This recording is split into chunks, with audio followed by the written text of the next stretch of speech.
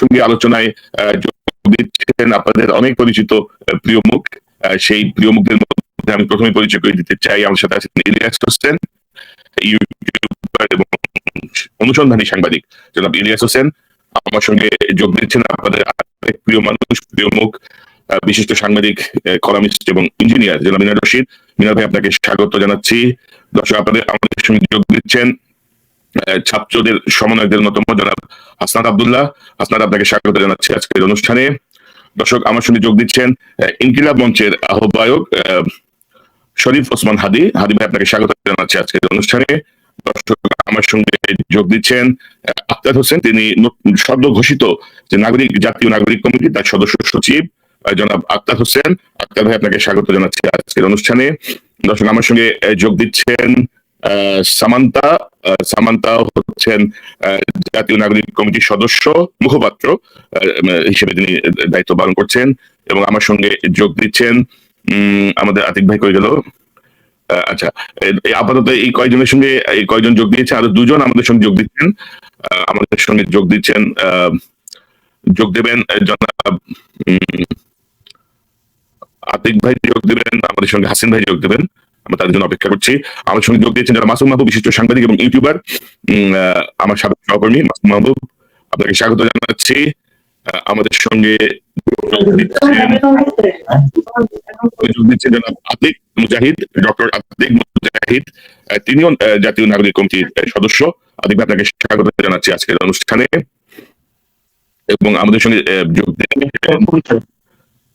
সঙ্গে যোগ দিচ্ছেন লেফটেন্যান্ট কর্নেল অবসরপ্রাপ্ত হাসিনুর রহমান। হাসিন ভাই, আপনাকে স্বাগত জানাচ্ছি আজকের অনুষ্ঠানে। ওয়ালাইকুম আসসালাম ভাই, আমি অবসরপ্রাপ্ত নয়, বরখাস্ত সাবেক বলবেন। আপনার বদলিতে দেখা গেছে হাসিন ভাই, এটা তো অবিশ্বাস্য রকমের সব ঘটনা।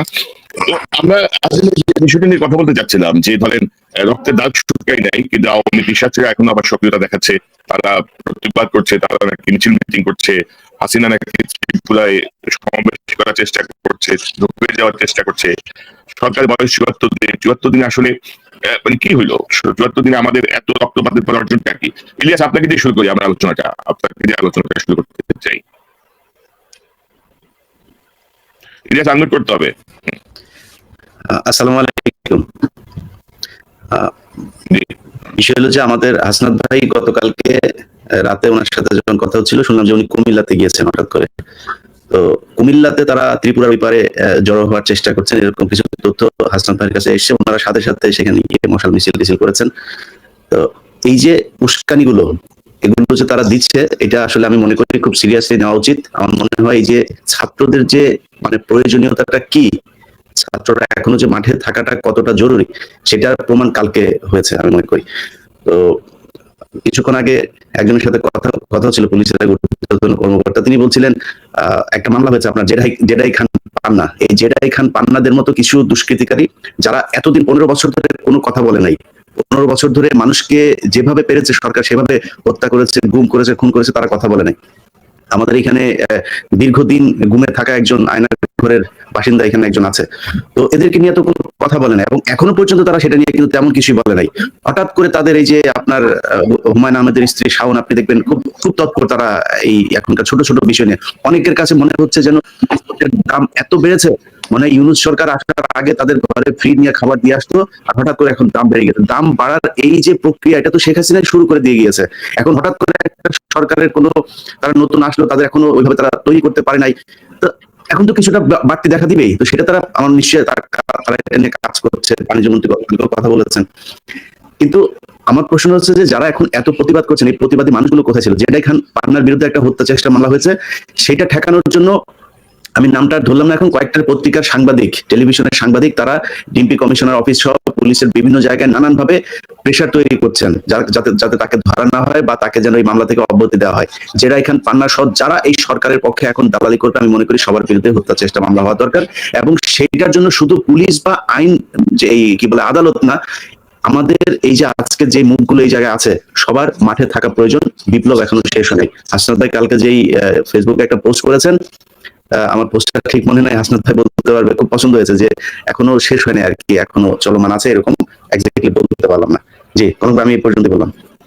হাসান ভাই, আমি তো আপনার কাছে আসি। আপনি কুমিল্লায় আপনারা হঠাৎ করে একটা চলে যে একটা প্রতিবাদ বিক্ষোভ করলেন, এর এর পেছনের কারণটা কি আপনাদের কাছে কি তথ্য ছিল? এবং পাশাপাশি গত ৭৪ দিনে আমরা দেখলাম যে সরকারের যে প্রায়োরিটি বেস যে কাজগুলো করা উচিত, সেই প্রায়োরিটি বেস কাজগুলো তারা কিন্তু করতে পারছেন না, বা তারা করছেন না, বা তারা সিদ্ধান্ত নিতে পারছেন না। যেমন ধরেন আমি যদি বলি, গত পরশুদিন আমি একটা প্রোগ্রাম করলাম যে ৬২ জন ছাত্রলীগের এএসপি বেরোচ্ছে ২০ তারিখে। তো এরপরে নাকি তারা শুনলাম যে ওটা স্থগিত করছেন না বাতিল করছেন আমরা জানি না। তো আওয়ামী লীগ আমলে পুলিশের এসপি হিসেবে যারা নিয়োগ পেয়েছেন তারা কেউ গোপালগঞ্জ বা ছাত্রলীগের বাইরে, এটা তো কখনোই হবে না। তো ধরেন এই জাতীয় যে কাজগুলো হয়তো এই সরকার দায়িত্ব নেওয়ার পরেও হয়তো সাবেক বিসিএস এর অনেকে যোগ দিয়েছে, এবং আপনি যদি দেখেন যে একটা হজবরল অবস্থা, সেই জায়গাটায় ধরেন রক্তের দাগ শুকায় নাই, আওয়ামী লীগের লোকজন এখনই বাগাড়ম্ব শুরু করছে, নানা কথা বলছে। একজন সমন্বয়ক হিসেবে আপনি কিভাবে দেখেন বিষয়টা?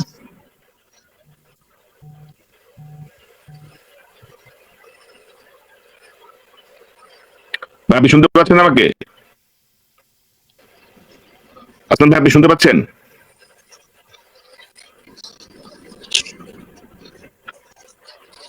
এখন শুনতে পাচ্ছি। আচ্ছা, আমি প্রশ্নটা বুঝেছি। ওকে, আমি প্রশ্নটা বুঝেছি। বিষয়টা হচ্ছে, আপনি প্রশ্নের দুইটা অংশ। প্রথম অংশ আপনি বললেন যে এই সরকার আসলে পারছে না প্রায়োরিটি বেসডে যে কাজগুলো করার। সেক্ষেত্রে আমি একটু সেলফ রিফ্লেক্টিভ হই, মানে আমাদের নিজেদের যে ভুলের জায়গাটা সেটা আমরা একটু রিপোর্ট করি। সেটা হচ্ছে, দেখেন, গত 16 বছর ধরে সরকার যেই টুলস গুলা ব্যবহার করে, ফেসিস্ট হাসিনা যেই টুলস গুলা ব্যবহার করে স্বৈরশাসন প্রতিষ্ঠিত করেছিল, তাদের মধ্যে কারা ছিল? অ্যাডমিনিস্ট্রেটিভ ক্লাস্টার ছিল, ইন্টেলেকচুয়াল ক্লাস্টার ছিল, মিডিয়ার সাপোর্ট পেয়েছিল, ব্যবসায়িক সাপোর্ট পেয়েছিল। অর্থাৎ তাদেরকে দিয়েই তো হচ্ছে স্বৈরশাসন প্রতিষ্ঠিত করেছে। এখন এই সরকার এসে কি করেছে? শুধুমাত্র হাসিনা মাইনাস করেছে, কিন্তু বাকি যে ক্লাস্টার গুলা, এই ক্লাস্টার গুলা কিন্তু আছে। যারা গত 16 বছর ধরে স্বৈরশাসন প্রতিষ্ঠিত করেছিল, এখন আমি স্বৈরশাসনহীন একটি বাংলাদেশ প্রতিষ্ঠিত করতে চাচ্ছি তাদের দ্বারাই, যারা হচ্ছে এত বছর ধরে এই স্বৈরশাসনকে হয় পৃষ্ঠপোষকতা দিয়েছে, না হয় সুবিধাভোগী হয়েছে। অর্থাৎ আমাদের প্রয়োজন ছিল ভেঙে চুরে যতগুলো ক্লাস্টার, সবগুলোকে ভেঙে চুরে নতুন ভাবে শুরু করার। আমরা সেটা শুরু করতে পারিনি। এটা হচ্ছিল আমাদের প্রথম পলিটিক্যালি, আমরা মনে করি যে আমরা সিচুয়েশনকে মিসরিড করেছি। এখন সরকার করতে পারছে না, ব্যাপারটা এমন না। সরকারের যে অ্যাডমিনিস্ট্রেটিভ যে উইং রয়েছে, প্রশাসনিক যে উইং রয়েছে, ইন্টেলেকচুয়াল যে উইং রয়েছে, আমরা মিডিয়ারও অপপ্রচার সেখানে লক্ষ্য করতে পারছি। মিডিয়ার যে উইং রয়েছে সেখানে আমরা এই অন্তর্বর্তীকালীন সরকারকে আমরা দেখতে পাচ্ছি চরমভাবে অসহযোগিতা করছে, চরমভাবে অসহযোগিতা। কারণ আপনারা গতকাল আসিফ মাহমুদকে বলতে শুনেছেন, কারণ তারা এতদিন পর্যন্ত তোষণের রাজনীতি করেছে, তোষণের একটা সাংস্কৃতিক বলয় যেহেতু এতদিন পর্যন্ত ছিল। তো হঠাৎ করে তারা এই যে বিপ্লবী সরকার, এটাকে ধারণ করতে পারছে না। মিডিয়া বিপ্লবী সরকার ধারণ করতে পারছে না, অ্যাডমিনিস্ট্রেশন বিপ্লবী সরকার এটা ধারণ করতে এটা ধারণ করতে পারছে না যে তারা একটা বিপ্লবী সরকার। সুতরাং কনস্টিটিউশন, আইন, এগুলো আমাদেরকে দেখিয়ে দেখিয়ে প্রায়োরিটি বেসড যে কাজ, এই কাজগুলো থেকে আমরা মনে করছি আমাদেরকে দূরে রাখা হচ্ছে। ১ নম্বর বিষয়। ২ নম্বর বিষয়, এই যে সরকার, আপনি দেখছেন সমন্বয়ক হিসেবে আমরা কিভাবে এই ঘটনাগুলোকে দেখছি। এই যে আওয়ামী আপরাইজিং আবার হচ্ছে বিভিন্ন ভাবে। দেখেন, আওয়ামী লীগ গত 16 বছর যে অপরাধগুলো করেছে, মানুষের যেভাবে বাক স্বাধীনতাকে রুদ্ধ করেছে, কোন হত্যা নিপীড়নের যে রাজনীতি কায়েম করেছে, তাদেরকে অপরাধগুলোকে চিহ্নিত করে তাদেরকে বিচার করা হয়, তাহলেও তাদের বিচার ১০০ বছর লেগে যাবে। যেমন আওয়ামী লীগ একটি নিয়ম করেছিল না ২০০৯ সালে সন্ত্রাস দমন আইন, আমি যদি ভুল না করে থাকি, সন্ত্রাস দমন আইনের ১৮ ধারা অনুযায়ী কিন্তু আপনি একটা সংগঠনকে নিষিদ্ধ, মানুষকে নির্যাতনের ক্ষেত্রে তাদেরকে সন্ত্রাস দমন আইনে তাদেরকে সংগঠন হিসেবে কিন্তু নিষিদ্ধ করা যায়। আওয়ামী লীগ এই আইনও কিন্তু আওয়ামী লীগকে হচ্ছে আওয়ামী লীগ জামাতকে নিষিদ্ধ করার জন্য এই আইনগুলো প্রণয়ন করেছিল। ঠিক এই আইনগুলোতে কিন্তু তাদেরকে নিষিদ্ধ করা যায় আওয়ামী লীগকে। এখন একটা জিনিস দেখেন, আওয়ামী লীগ গত এই যে ২০০৯ সালের পরে বিরাজনীতিকরণের সংস্কৃতির মধ্যে আওয়ামী লীগের উত্থান ঘটেছে, এবং আওয়ামী লীগ সবাইকে যেভাবে সামষ্টিকভাবে নির্যাতন করেছে, নিপীড়ন করেছে, বিচার হচ্ছে। দেখেন, আগে আওয়ামী লীগকে যদি মানুষের সামনে আসতে হয়, তাকে আগে তার যে অপরাধ করেছে অপরাধের দোষ স্বীকার করতে হবে। অপরাধের দোষ স্বীকার করার পরে তাকে আগে বিচার নিশ্চিত করতে হবে। বিচার নিশ্চিত করার পরে জনতা সিদ্ধান্ত নিবে যে আওয়ামী লীগ যে আবার মানুষের সামনে আসবে আসবে না। আওয়ামী লীগের দেখেন, আওয়ামী লীগ সবচেয়ে বড় ভুলটা কোথায় করেছে? আওয়ামী লীগ কিন্তু শুধুমাত্র রাজনীতির মধ্যে থাকেনি, সেটা কালচার হয়ে আমাদের মধ্যে প্রতিষ্ঠিত হয়েছে, সেটা ধর্ম হয়ে আমাদের মধ্যে প্রতিষ্ঠিত হয়েছে। এবং আওয়ামী লীগের ধর্ম হিসেবে নবী হিসেবে প্রতিষ্ঠিত করেছে আওয়ামী লীগকে। আওয়ামী লীগের একটা নির্দিষ্ট জীবন বিধান প্রণয়ন করেছিল। আওয়ামী লীগের একটা ধর্মীয় গ্রন্থ নিয়ে এসেছিল অসমাপ্ত আত্মজীবনী। আওয়ামী লীগের একটা জীবন ধারা ছিল, আওয়ামী লীগের একটা কালচারাল একটা ধারা ছিল। এভাবে মানুষ ছিল, সেটার জন্য হচ্ছে আওয়ামী লীগকে আবার হচ্ছে আওয়ামী লীগের বিচার নিশ্চিত করা উচিত। আওয়ামী লীগ যে দেখেন আমাদের ডেমোক্রেসির আমাদের কনস্টিটিউশনাল কিছু স্পিরিট থাকে, আমাদের কনস্টিটিউশনের কিন্তু স্পিরিট ছিল কিন্তু ডেমোক্রেসি, কিন্তু আওয়ামী লীগ গত 3টা ইলেকশনে আমাদের কনস্টিটিউশনের যে বেসিক যে স্পিরিটটা রয়েছে এই ডেমোক্রেসিকে নষ্ট করেছিল। এই ডেমোক্রেসিকে নষ্ট করার জন্য তাদের বিরুদ্ধে কিন্তু চার্জশিট আনা যায় এবং আওয়ামী লীগকে একটা সংগঠন হিসেবে নিষিদ্ধ করার জন্য এই যে তারা ডেমোক্রেসিকে নষ্ট করেছে সেটার জন্য কনস্টিটিউশনের 7 এর এতে তাদেরকে নিষিদ্ধ করে তাদেরকে দেশদ্রোহী হিসেবে তাদেরকে চিহ্নিত করে তাদেরকে শাস্তির আওতায় আনা যায়। এবং এই আওয়ামী লীগের যারা পৃষ্ঠপোষকতা দিয়েছে বিশেষ হয়ে ওঠার পিছনে জাতীয় পার্টির একটা অবদান ছিল এবং 14 দলকে আমরা দেখেছি। দেখেন আপনারা যে 2 আগস্ট 3 আগস্টের প্রেস কনফারেন্স গুলো দেখেন সেখানে আপনারা দেখেছেন এই যে 14 দল কিন্তু এই যে আওয়ামী লীগ যে হত্যা তারপর হচ্ছে ছাত্রদের উপরে নিপীড়ন চালিয়েছিল সেগুলোকে তারা সমর্থন দিয়েছিল এবং তারা প্রস্তাব করেছিল যেন ছাত্রদের উপরে আরো লার্জ স্কেলে হচ্ছে হত্যা নিপীড়ন এবং তাদের দমন কর্মকাণ্ড চালায়। ওই 14 দলকেও এখানে হচ্ছে নিষিদ্ধ করার প্রক্রিয়া, আইনগত নিষিদ্ধ করার প্রক্রিয়া সেখানে নিশ্চিত করার সুযোগ রয়েছে। আওয়ামী লীগের যেসব এমপি গত 3টা ইলেকশনে নির্বাচিত হয়েছে না, মানুষের ভোটের অধিকার হরণ করার জন্য তাদের সম্পদ কেন বাজেয়াপ্ত করা হবে না এবং তারা সংসদ সদস্য হিসেবে যে ধরনের সুযোগ সুবিধা তারা ভোগ করেছে সেগুলো আবার জনগণের কাছে কেন ফেরত দেওয়া হবে না? রাষ্ট্রীয় সম্পদ তসরুপের জন্য তারা তো জনগণের ম্যান্ডেট নিয়ে ক্ষমতায় আসে নাই। 14 সালে যে 153টা আসনে বিনা ভোটে নির্বাচিত হয়েছে তারা কি জনগণের ম্যান্ডেট নিয়ে আসছে? 18 ইলেকশন আমরা দেখেছি, 24 ইলেকশনে জনগণের ম্যান্ডেট নিয়ে আসে নাই, কিন্তু আপনারা আমার ট্যাক্সের টাকা খরচ করে এই যে সংসদ অধিবেশন গুলো চালিত হয়েছে তারা হচ্ছে বিনা ট্যাক্সে গাড়ি আমদানি করেছে এবং সংসদ সদস্য হিসেবে সুযোগ সুবিধা ভোগ করেছে, সেগুলো কেন জনগণকে ফেরত দেওয়া হবে না? সেটার এগেনস্টে তাদের বিরুদ্ধে চার্জশিট আনতে হবে। এই চার্জশিট গুলা যখন মীমাংসা হবে, যখন সমাধান হবে, তখনই হচ্ছে ছাত্র জনতা সিদ্ধান্ত নিবে যে আওয়ামী লীগ আর হচ্ছে মানুষের প্ল্যাটফর্মে ফিরবে কি ফিরবে না। আমরা দেখলাম যে ধরেন এইরকম একটা বিপ্লবের পরে যারা সরকার আছে আপনি কি মনে করেন যে তারা এই চেতনাকে ধারণ করতে পারছে? কারণ ধরেন আপনি যদি দেখেন যে 1 সপ্তাহের মধ্যেই এক উপদেষ্টা বললেন যে না আওয়ামী লীগকে নিষিদ্ধ করার কোনো দরকার নাই, আমাদের আরেক উপদেষ্টা বললেন যে তাদেরকে এখন দল গোছানোর সময়, তারা এখন দল গোছাক। হাইকোর্টে একটা রিট করলেন একজন আইনজীবী নিষিদ্ধ করার দাবি নেই, সেই রিটটা খারিজ হয়ে গেল। তো আপনি কি মনে করেন যে আপনারা কি যথাযথ চাপ রাখতে পারছেন না, নাকি এরা ধারণ করতে পারছেন এই বিপ্লবটাকে? এবং আমরা দর্শক আমাদের সঙ্গে যোগ দিয়েছেন আরেক অন্যতম সমন্বয়ক সাজিদ আলম। সাজিদ, আপনাকে স্বাগত জানাচ্ছি। জি, আমাদের এই গভর্নমেন্টের স্পিরিট যেটা হওয়া উচিত ছিল সেটা ছিল রেভলিউশনারি স্পিরিট, কিন্তু এই গভর্নমেন্ট আমরা দেখতে পাচ্ছি অনেক ক্ষেত্রে কনস্টিটিউশনাল ব্যুরোক্রেটিক স্পিরিটের মধ্যে চলে আসছে।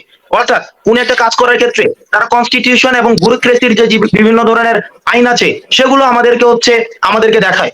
আমি শুধু বলবো গতকালের যে আসিফ মাহমুদের যে বক্তব্যটা ছিল, গতকাল আসিফ মাহমুদ কিন্তু বলেছে বিপ্লব কোনো আইন মেনে হয় নাই। সুতরাং আপনি যদি নিজেকে অপরিহার্য মনে করে থাকেন আপনার পোস্টে, তাহলে আপনি ভুল ভাবছেন। বিপ্লব যেভাবে আইন মেনে হয় নাই, সুতরাং আপনার বিকল্প খুঁজে নিতে আমরা কোনো ধরনের আইনের তোয়াক্কা করবো না। এই জায়গায় আমরা মনে করবো আমাদের যারা উপদেষ্টা রয়েছে, উপদেষ্টার আরো এটা বোঝা উচিত, রিয়েলাইজ করা উচিত, তাদের এটা ফিল করা উচিত এই গভর্নমেন্টটা কোনো নিয়মতান্ত্রিক সরকার না। এই গভর্নমেন্টটা কনস্টিটিউশনের ঊর্ধ্বে গিয়ে উঠেছে, আইন মেনে এই গভর্নমেন্ট হয় নাই। সুতরাং আইন মেনে রাষ্ট্র সংস্কার অর্থাৎ স্বৈরশাসক। দেখেন আমি এটার যদি একদম ঘোরায় যাই, এই কনস্টিটিউশন কে তৈরি করেছিল? এই কনস্টিটিউশন তৈরি করেছিল যারা পাকিস্তানের হচ্ছে সংসদ সদস্য হতে চেয়েছিল। অর্থাৎ পাকিস্তানের যারা সংসদ সদস্য হতে চেয়েছিল তাদেরকে আপনি গণপরিষদ সদস্য করে তাদেরকে দিয়ে আপনি সংবিধান করে দিয়েছেন এবং এই সংবিধান দিয়ে আপনি দেশে গণতন্ত্র প্রতিষ্ঠিত করতে যাচ্ছেন। এবং আমরা তো আসলে আমরা শুরুতে বললাম আমাদের সেলফ রিফ্লেক্টিভ হওয়া প্রয়োজন ছিল, আমাদের কিছু ভুল ছিল। এখন আমাদের ইলিয়াস কি বলছিলেন? তাদের মধ্যে 34 জনকে নেওয়া হয়েছিল এবং নেওয়া হয়নি, সেখানে অনেকে বিরুদ্ধে ছিল, তাদেরকে কথা বলতেও দেওয়া হয়নি, অনেকে বের করে দেওয়া হয়েছে, গণপরিষদ থেকে বহিষ্কার করা হয়েছে সেই ঘটনা নিয়ে। দেখেন গণপরিষদটা ছিল 403 জনের গণপরিষদ ছিল, গণপরিষদ সদস্য যেটাকে আমরা কনস্টিটিউয়েন্ট অ্যাসেম্বলি বলি, ওখানে কিন্তু 403 জন ছিল। আর আমরা যেটা বলি 34 জনের যেটা করা হয়েছিল সেটা হচ্ছে সংবিধানের যে কমিটি, এই সংবিধানের কমিটিতে 34 জন ছিল। এখন কনস্টিটিউয়েন্ট অ্যাসেম্বলিতে কিন্তু 403 জন ছিল, সেটা ডিফারেন্ট ডিসকাশন। অর্থাৎ আমাদের ডিসকাশনটা ছিল আমাদের এই কনস্টিটিউশন যেটা একটা ফেসিবাদকে সংরক্ষিত করেছে, সুরক্ষিত করেছে এবং এই ফেসিবাদের বিরুদ্ধে মানুষকে কথা বলতে দেয় নাই। এবং আমরা দেখেছি 7 খ এই সংবিধানে যুক্ত করে আমাদের বাক স্বাধীনতাকে রুদ্ধ করেছে। সুতরাং যে সংবিধান আমার স্বাধীনতা হরণ করেছে, ফেসিবাদ কায়েম করেছে, এই সংবিধানের প্রাসঙ্গিকতা 24 পরবর্তী বাংলাদেশে নেই। এখন এই 24 পরবর্তী বাংলাদেশে যে এই সংবিধানের প্রাসঙ্গিকতা নেই, এটা আমাদের উপদেষ্টাদেরকে রিয়েলাইজ করা উচিত। আমাদের উপদেষ্টা প্যানেলে যারা যারা রয়েছে তাদের বোঝা উচিত যে 24 পরবর্তী বাংলাদেশে এই সংবিধানের কোনো ধরনের প্রাসঙ্গিকতা নেই। সুতরাং কনস্টিটিউশনাল ব্যুরোক্রেটিক স্পিরিটের পরিবর্তে তাদেরকে রিভলিউশনারি স্পিরিট আনতে হবে। এবং অন্যান্য রাজনৈতিক দলগুলো যারা রয়েছে, যে হতে পারে বিএনপি, হতে পারে জামাত, হতে পারে যে কোনো ধরনের রাজনৈতিক মতাদর্শের, আমাদের সবাইকে একটা জিনিস মাথায় রাখতে হবে, আওয়ামী লীগের বিরুদ্ধে আমাদের একটাই পরিচয়, সেটা হচ্ছে আমরা মুসলিম। আওয়ামী লীগের বিরুদ্ধে, সুতরাং নিজস্ব রাজনৈতিক বলের বাইরে আমরা যখন আওয়ামী লীগকে ডিফেন্ড করব, আমাদেরকে মাথায় রাখতে হবে আমরা কিন্তু আওয়ামী লীগকে ডিফেন্ড করছি না, একটা ফেসিবাদ শক্তিকে ডিফেন্ড করছি। এখন আমাদের নিজস্ব রাজনৈতিক হিসাগুলো সেটা আমাদের নিজেদের মধ্যে ডিস্ট্রিবিউটের ক্ষেত্রে বিভিন্ন পলিটিক্যাল হিসা থাকবে, কিন্তু আওয়ামী লীগ এবং ফেসিবাদকে আমরা যখন ডিফেন্ড করব, তাদেরকে যখন আমরা হচ্ছে তাদেরকে ফাইট করব, তাদের এগেনস্টে ফাইট করব, তখন আমাদের রাজনৈতিক ছোটখাটো যে মত পার্থক্যগুলো রয়েছে সেগুলোর ঊর্ধ্বে কিন্তু আমাদের উঠতে হবে এবং নিজেকে মজলুম জালিমের বিরুদ্ধে আমাদের একটাই পরিচয় হতে হবে, আমরা ছিলাম মজলুম। আমরা 16 বছর কথা বলতে পারি নাই, বিএনপি নির্যাতিত হয়েছে, জামাতকে ডিহিউম্যানাইজ করা হয়েছে। আপনি দেখেন বিএনপিকে কি পরিমাণ নির্যাতন করা হয়েছে, তাদেরকে আমরা দেখেছি যে রাস্তার মধ্যে নামতে দেওয়া হইতো না, জামাতকে তো একদম ডিহিউম্যানাইজ করে ফেলা হয়েছিল, শিবির মারা যায় না। আপনি দেখেন বিশ্ববিদ্যালয়গুলোতে দেখা যেত কি, বিশ্ববিদ্যালয়গুলোতে প্রশাসন কখনোই আসতো না যদি বলা হয়তো সে শিবির করে, শিবির করলে তাহলে তার মারা জায়েজ হয়ে গেছে। তো তার মানে কি, আপনি বিএনপি হন, ছাত্রদল হন, শিবির হন, যে হন না কেন, পেশিবাদের প্রশ্নে আমাদের একটাই পরিচয়, আমরা হচ্ছে মজলুম। এবং গতকাল আমরা যখন হচ্ছে কুমিল্লাতে এই খবরটা পেলাম, আমরা দেখেছি সেখানে আমাদের বিভিন্ন যে রাজনৈতিক দলগুলো তারা আমাদেরকে বিভিন্নভাবে হেল্প করেছে। এখন আমাদেরকে ফেসিবাদের প্রশ্ন আমাদেরকে এক থাকতে হবে। যদি আমি ফেসিবাদের প্রশ্নে এক না থাকতে পারি এবং আমি নিজেকে বিএনপি, জামাত এইসব পরিচয়ের ঊর্ধ্বে উঠে নিজেকে মজলুম ভাবে যদি নিজের পরিচয়টাকে প্রতিষ্ঠিত না করতে পারি, তাহলে এই যে ভ্যাকুয়াম স্পেসটা ক্রিয়েট হবে, এই ভ্যাকুয়াম স্পেসের মধ্যেই কিন্তু আবার আওয়ামী লীগের পুনর্বাসন হবে। তো সেই জায়গা থেকে আমাদের সবার কিন্তু এখানে হচ্ছে রেসপন্সিবিলিটি আছে, যেমন উপদেষ্টাদের রেসপন্সিবিলিটি আছে, মিডিয়ার রেসপন্সিবিলিটি আছে, রাজনৈতিক দলগুলার আমাদের রেসপন্সিবিলিটিটাকে আরো ভালোভাবে রিয়েলাইজ করতে হবে এবং ঐক্যবদ্ধ থাকার এক্ষেত্রে কোনো ধরনের বিকল্প নেই। হাসনাত ভাই, এই সেক্ষেত্রে ধরেন আপনারা কতদিন সময় দিবেন এই উপদেষ্টারা ধীরে সুস্থে বুঝবে, মানে যে ব্যুরোক্রেটিক ফিতায় বেঁধে ফেলেছে এই বিপ্লবী সরকারকে। এবং আপনি যদি দেখেন যে আমরা নর্মালি বলছি জেন জি এই জেনারেশন, উপদেষ্টা পরিষদের অধিকাংশের বয়স 70+ এবং আরো কয়েকটা 70+ নেওয়ার চেষ্টা চলতেছে। তো এই দিয়ে কি হবে, মানে অর্থাৎ আমরা আর কতদিন বসে থাকবো? এত জীবন দেওয়ার পরে, এতগুলো ছাত্র অন্ধ হওয়ার পরে, পঙ্গু হওয়ার পরে আমরা আর কতদিন বসে থাকবো? মানে অর্থাৎ আপনারা আর কতদিন দেখবেন, তামাশা দেখবেন কতদিন, আর মুখে বলবেন আর দেখবেন কতদিন? দেখেন, আমরা আমাদের জায়গা থেকে চেষ্টা করছি, তাদেরকে কনভিন্স করার চেষ্টা করছি, তাদেরকে বলার চেষ্টা করছি। এখন আমরা যদি দেখি, আমরা স্বাভাবিকভাবে আমাদের এই গভর্নমেন্টের সাথে আমাদের সম্পর্কটা কি, এই গভর্নমেন্টের সাথে সম্পর্ক আমার এটা না ছাত্রলীগের মতো আমি আওয়ামী লীগকে ডিফেন্ড করবো, এটা আমার সম্পর্ক না এই গভর্নমেন্টের সাথে। এবং আপনারা যদি দেখেন, এই যে গভর্নমেন্ট যখন 8 তারিখ ফর্ম হয়, এরপরে ব্রিগেডিয়ার সাখাওয়াতের বিরুদ্ধে কিন্তু আমরাই কথা বলেছি। ব্রিগেডিয়ার সাখাওয়াত যখন বলেছিল যে আমরা বলি কি আওয়ামী লীগকে আবার পুনর্গঠিত হোক এবং তারা হচ্ছে আবার রাজনৈতিক ভাবে মোকাবেলা করুক, সর্বপ্রথম কিন্তু আমরাই হচ্ছে এখানে ডিফেন্ড করছি। এবং এই গভর্নমেন্টের যদি সবচেয়ে বেশি সমালোচনা করে থাকে, আমরাই সমালোচনা করছি। এখন এই গভর্নমেন্টকে আমরা পরামর্শ দিব, যখন দেখবো যে এই গভর্নমেন্ট আবার হচ্ছে এক ধরনের ব্যুরোক্রেটিক ফিতায় নিজেদেরকে বেঁধে দিচ্ছে, তখন এই গভর্নমেন্টের এগেইনস্টে আমরাই দাঁড়াবো এবং আমরাই সেটা হচ্ছে আমরা আপনাদের এক্ষেত্রে মিডিয়ার একটা ভূমিকা।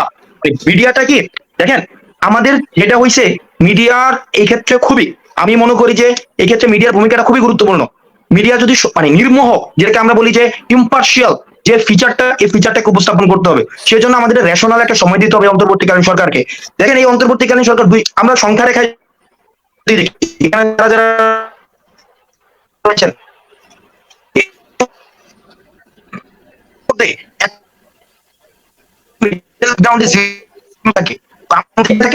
মাইনাস আওয়ামী লীগ সরকার যে কাজটা করছে,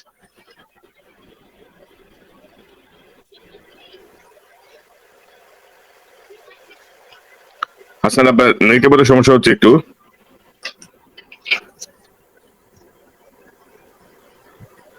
হাসনাত আব্দুল্লাহ, আপনার নেটওয়ার্কের সমস্যা হচ্ছে একটু।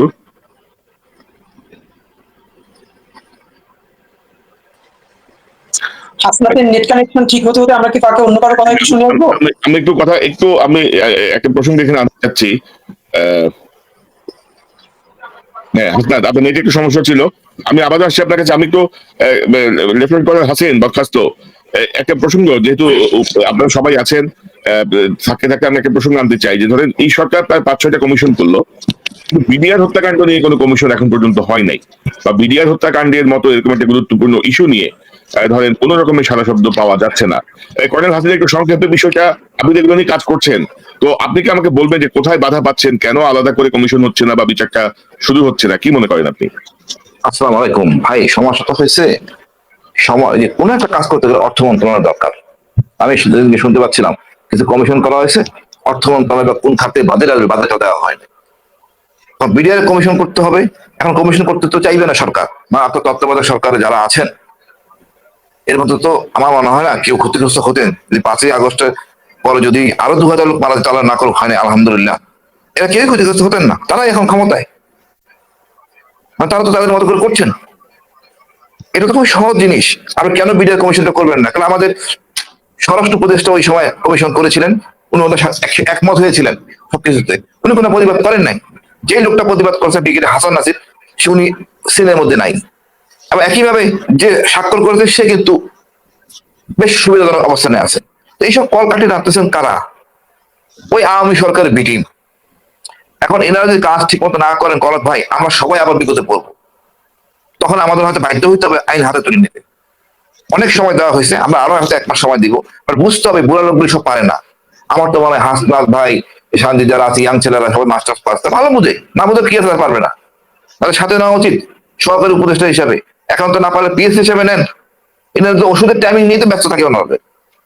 তারপরে বলো ভাই, আপনি এই সময়ের মধ্যে কোন রকম যে অসন্তোষ সৃষ্টি না হয়, শৃঙ্খলা বহির্ভূত কোনো কাজ করতে না পারে, আপনি জামিন অযোগ্য একটা অধ্যাদেশ বাইর করে নেন যে কেউ যে এই অপরাধ করে এই সরকারের বিব্রত ফেরার জন্য বা কোনো কাজ করার জন্য, যদিও এটা বৈষম্য, তারপরও এই সরকারকে টিকে রাখার জন্য, কাজ সহজভাবে করার জন্য একটা অধ্যাদেশ করে 1 বছরের জন্য বা 1.5 বছরের জন্য করেন, সুশৃঙ্খলা ফিরে আনার জন্য। আমি এটা খুব দরকার। প্রচলিত নিয়মে এই কাজ হবে না, রক্তর উপর দিয়ে সরকার, সুতরাং এখানে কোনো নিয়ম মানলে চলবে না। আসিফ নজরুল সাহেব যদি মানেন তারা ব্যক্তিগত, উনি ব্যক্তিগত ক্ষতিগ্রস্ত হতেন না যে এই সরকার না আসতো, আরো 2000 মারা গেলে উনি ক্ষতি হতেন না। ওনার আশেপাশে যারা সবাই একই অবস্থা। আমরা চাইবো পুলিশের ব্যাপারে, পুলিশের অভিজ্ঞ অনেক লোক আছে, যেমন ডক্টর বাহার চৌধুরী আমার জানার মতে চরম সৎ লোক, কেন সে আসবে না? কেন ইন্ডিয়াস ভাই আসবে না? কেন ডক্টর মাহমুদুর রহমান আসবেন না? উনি আসলে তো বিপ্লবী সরকার, বিপ্লবী সরকার হয়। যেই মুহূর্তে নামটাই আপনি বিতর্কিত করে ফেলছেন, এটা তো অবৈধ সরকার, নিয়ম নাই, মানে সত্য কথা। অবৈধ যখন হবো তখন বিপ্লবী হবো না কেন? এটা আমার পরিষ্কার কথা।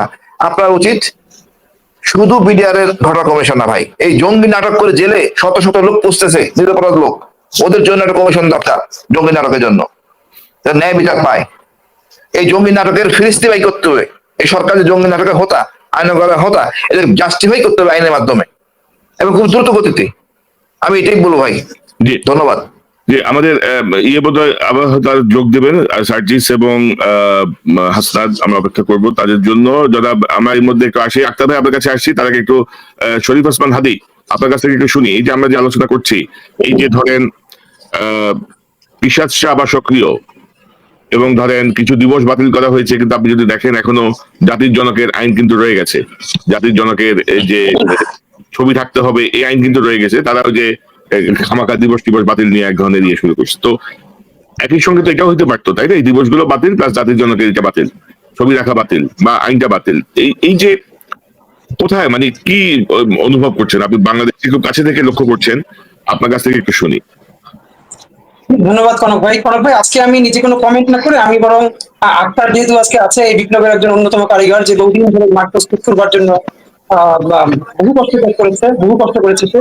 সুতরাং আক্তার বলবে এটা শুনবো, এই জন্য আমি বরং ফাঁকে ফাঁকে কিছু গুরুত্বপূর্ণ আপনাদের কথা থেকে নোকটা দিয়ে রাখি, সেখানে আক্তার কেমন রেসপন্স করে। আপনাদের কথাই শুনতে চাইবো, হাসনাত আছে, সাজিস আছে, বরং আমি সেটাই শুনতে চাইবো। কিছু কথা মনে করিয়ে দিই। প্রথমত খেয়াল করেন, আপনি একটু আগে সম্ভবত হাসনাতকে জিজ্ঞেস করছিলেন যে আমরা আর কতদিন বসে থাকবো। আপনার কথাটা একটু দিয়ে শুরু করি। যেরকম উপদেষ্টা পর্ষদ চলছে, যেরকম সরকার চলছে, তাতে আমরা সেই পর্যন্ত বসে থাকবো যতদিন না পর্যন্ত এই আন্দোলনে যত মানুষ রাস্তায় বের হয়ে উঠেছে, ছবি দেখে, ভিডিও দেখে, তাদের ফাঁসির আদেশ না হবে, আমরা মনে হয় ততদিন পর্যন্ত বসে থাকবো। মানে আমাদের ফাঁসি যতদিন পর্যন্ত না হয়, আমরা মনে হয় ততদিন পর্যন্ত বসে থাকবো। কারণ আপনি জানেন, অনেকে এটা আপনি ভাবেন, পাখিও যদি বাংলাদেশ নতুন করে স্বাধীন না হতো, এই যে আমরা বাংলাদেশে আছি, আমাদের মতো লক্ষ ছাত্র জনতা যাদের ভিডিওতে, ছবিতে, সব জায়গায় তাদের মুখ আছে, যারা রাস্তা বের হয়ে এসেছে, আমাদের এখন কোথায় থাকতাম আমরা? তো মুশকিলটা হলো, আপনি নিশ্চয়ই জানেন, সিপাহী বিপ্লবের পরে জগন্নাথের সামনে যে বাহাদুর শাহ পার্ক, সেখানে কত মানুষকে ঝুলিয়ে ফাঁসি দেওয়া হয়েছে। আমাদের ইতিহাস বলে গ্রান্ড ট্রাঙ্ক রোডে এমন কোন গাছ নাই যেই গাছের ডালে ডালে সিপাহী বিপ্লবে যারা অংশগ্রহণ করেছে সেই সকল সৈনিকদেরকে, সৈনিকদের আত্মীয় স্বজনকে নির্মম ভাবে ফাঁসি দেওয়া হয় নাই। সুতরাং মুশকিলটা হলো, আপনি যখন নাচতে নামবেন, ঘোমটা করে আর নাচা যাবে না। আপনি হয়তো ঘোমটা করলে ঘোমটা পরেই থাকবেন, অথবা আপনি নাচলে ঘোমটা খুলে নামবেন। আমাদের মুসলিমটা হয়েছে কি, আমরা নেমেছিলাম, আমরা নেমে এখন এমন একটা অবস্থায় পড়েছি, এখন আমাদেরকে শিখানো হচ্ছে সংবিধান, আমাদেরকে শিখানো হচ্ছে আইন। একটা কথা আপনাদেরকে ছোট করে বলে যাই, যেহেতু কমিশনের কথা বললেন, এখানে একটা জিনিস ধরিয়ে দেওয়ার জন্য, এই যে স্বাস্থ্য কমিটি করা হলো, যেটা মাহমুদুর রহমান সাহেব প্রস্তাব করেছিলেন, তো এই যে স্বাস্থ্য কমিটি, এটা কি কোনো কাজে করবে? এর মধ্যে অর্থ উপদেষ্টা নাই এই কমিটির মধ্যে। স্বাস্থ্য কমিটিতে যাদেরকে রাখা হয়েছে মানে হলো চিকিৎসা পুনর্বাসনের জন্য, তারা সকল সুপারিশ নিয়ে বসে থাকবে, কিন্তু অর্থ মন্ত্রণালয় বলবে আমার কাছে তো টাকা নাই, আমি তো ফান্ড দিতে পারবো না। সুতরাং এই যে স্বাস্থ্য উপ কমিটি দেওয়া হলো বা কমিটি দেওয়া হলো, এটা কোনো কাজ করতে পারবে না যদি না এখানে অর্থ উপদেষ্টাকে এখানে এটার সাথে ইনক্লুড করা হয়। তাকে সাথে নিয়ে যদি কোনো কিছু করানো হয়, তাহলে সে কোনো ফান্ড পাবে না, সে কোনো কাজ করতে পারবে না। এটা ছোট ব্যাপার। আমি তাকে যেটা বলে রাখতে চাই, দেখেন ইলিয়াস ভাই সহ অন্যরা আপনার এর আগের একটা শোতে বলেছিলেন যে বাংলাদেশে মিডিয়ার যে ফ্যাসিবাদ তৈরি করেছে সেটার বিরুদ্ধে আপনারা টেস্টে নিতে চাচ্ছিলেন। আমি আপনাদেরকে সব থেকে গুরুত্ব দিয়ে যে বলতে চাই, গত 17 বছরে যেই ফ্যাসিবাদ বাংলাদেশে বড় হয়েছে ধীরে ধীরে, এই ফ্যাসিবাদকে খাইয়ে ঘুম পাড়িয়ে কোলে করে যে মানুষ করেছে, তার নাম হলো বাংলাদেশের মিডিয়া। বাংলাদেশের মিডিয়া কালচারটা হলো, এর আরেকটি নাম হলো আওয়ামী কালচার। এই মিডিয়া কালচার এবং আওয়ামী কালচার দুটো এক হয়ে, সুশীলরা এক হয়ে বাংলাদেশে যেটা তৈরি করেছিল তার নাম হলো সাংবিধানিক স্বৈরতন্ত্র। দুটো ছোট প্রমাণ দেই, এই সাংবিধানিক স্বৈরতন্ত্র কিভাবে প্রতিষ্ঠিত হয়েছিল আপনাদেরকে জাস্ট মনে করিয়ে দেই। হাসনাত এখানে খুব গুরুত্বপূর্ণ একটা টপিক বলেছে, এটা আমি বলতাম, হাসনাতকে ধন্যবাদ। 14 নির্বাচনে, 18 নির্বাচনে, 24 নির্বাচনে যত এমপি হয়েছে, এটা কি এমপি, এটা কি ইলেকশন? তাদেরকে তো শুধু বিচার না, জনগণের ভোট চুরি না, এটা ভোট ডাকাতি করেছে। তাদেরকে তো রাষ্ট্রদ্রোহী মামলা এখনো কেন করা হচ্ছে না? যে যতজন গত 15 বছরের সুযোগ সুবিধা নিয়েছে, সকলের বিরুদ্ধে, সকল শুধু এমপি না, এই ইলেকশন উঠিয়ে দেওয়ার জন্য যত এসপি ছিল, যত ডিসি ছিল, এবং সচিবালয় থেকে যারা এগুলো কলকাঠি নেড়েছে, তাদেরকে কেন এখনো আমরা আইনের আওতায় আনতে পারছি না? তো আমি যেটা বলতে চাচ্ছিলাম আপনাকে, দেখেন এই যে সাংবিধানিক স্বৈরতন্ত্র, এর একটা ছোট প্রমাণ দেয়, যেহেতু মিডিয়ার প্রশ্নটা এসছে। 24শে জানুয়ারি প্রথম আলো একটি কলাম ছেপেছে হাসান ফেরদৌস সাহেবের। সেই কলামের মধ্যে কোট আনকোট, আমার একটু শব্দ মিসিং হতে পারে, সেখানে হাসান রোবায়েত সাহেব বর্তমান সরকারকে ক্রেডিট দিচ্ছেন এই বলে যে এই যে সাংবিধানিক ধারাবাহিকতা, শাসনতান্ত্রিক ধারাবাহিকতা সরকার রক্ষা করলো, এই কৃতিত্ব অবশ্যই সরকারকে দেওয়া যায়। আপনারা আমার কথাটা আবার আমি বলছি, যে 24শে জানুয়ারি প্রথম আলো কলাম চেপেছে, যেখানে আপনার হাসান ফেরদৌস সাহেব লিখছেন যে এই যে ভোট, ভোট তো না, নির্বাচনও না, এই যে প্রহসনটা হলো, সেটা ক্রেডিটটা নাকি দেওয়া যায়, তার একটা সাংবিধানিক ধারাবাহিকতা রক্ষা করেছেন। এই হলো বাংলাদেশের মিডিয়া। উল্টো পাশে আমি আপনাকে বলে দিই, এই গল্পটা আমি জানি যেহেতু নিজ থেকে, বাংলাদেশের একজন প্রকৃতচর্চা রাষ্ট্রবিজ্ঞানী ডক্টর আব্দুল লতিফ মাসুম যুগান্তরে একটি কলাম লিখেছিলেন। ওনার কলামটা উনি লিখেছিলেন, এই যে জনগণ যে আন্দোলন করলো 2014 নির্বাচনের আগে, অভূতপূর্ব যে আন্দোলন, সেই আন্দোলনে, একটা মিনিট আপনি চাইলে, সেই আন্দোলনে, সরি আমি একটা মিনিট ডিসকাস করছি,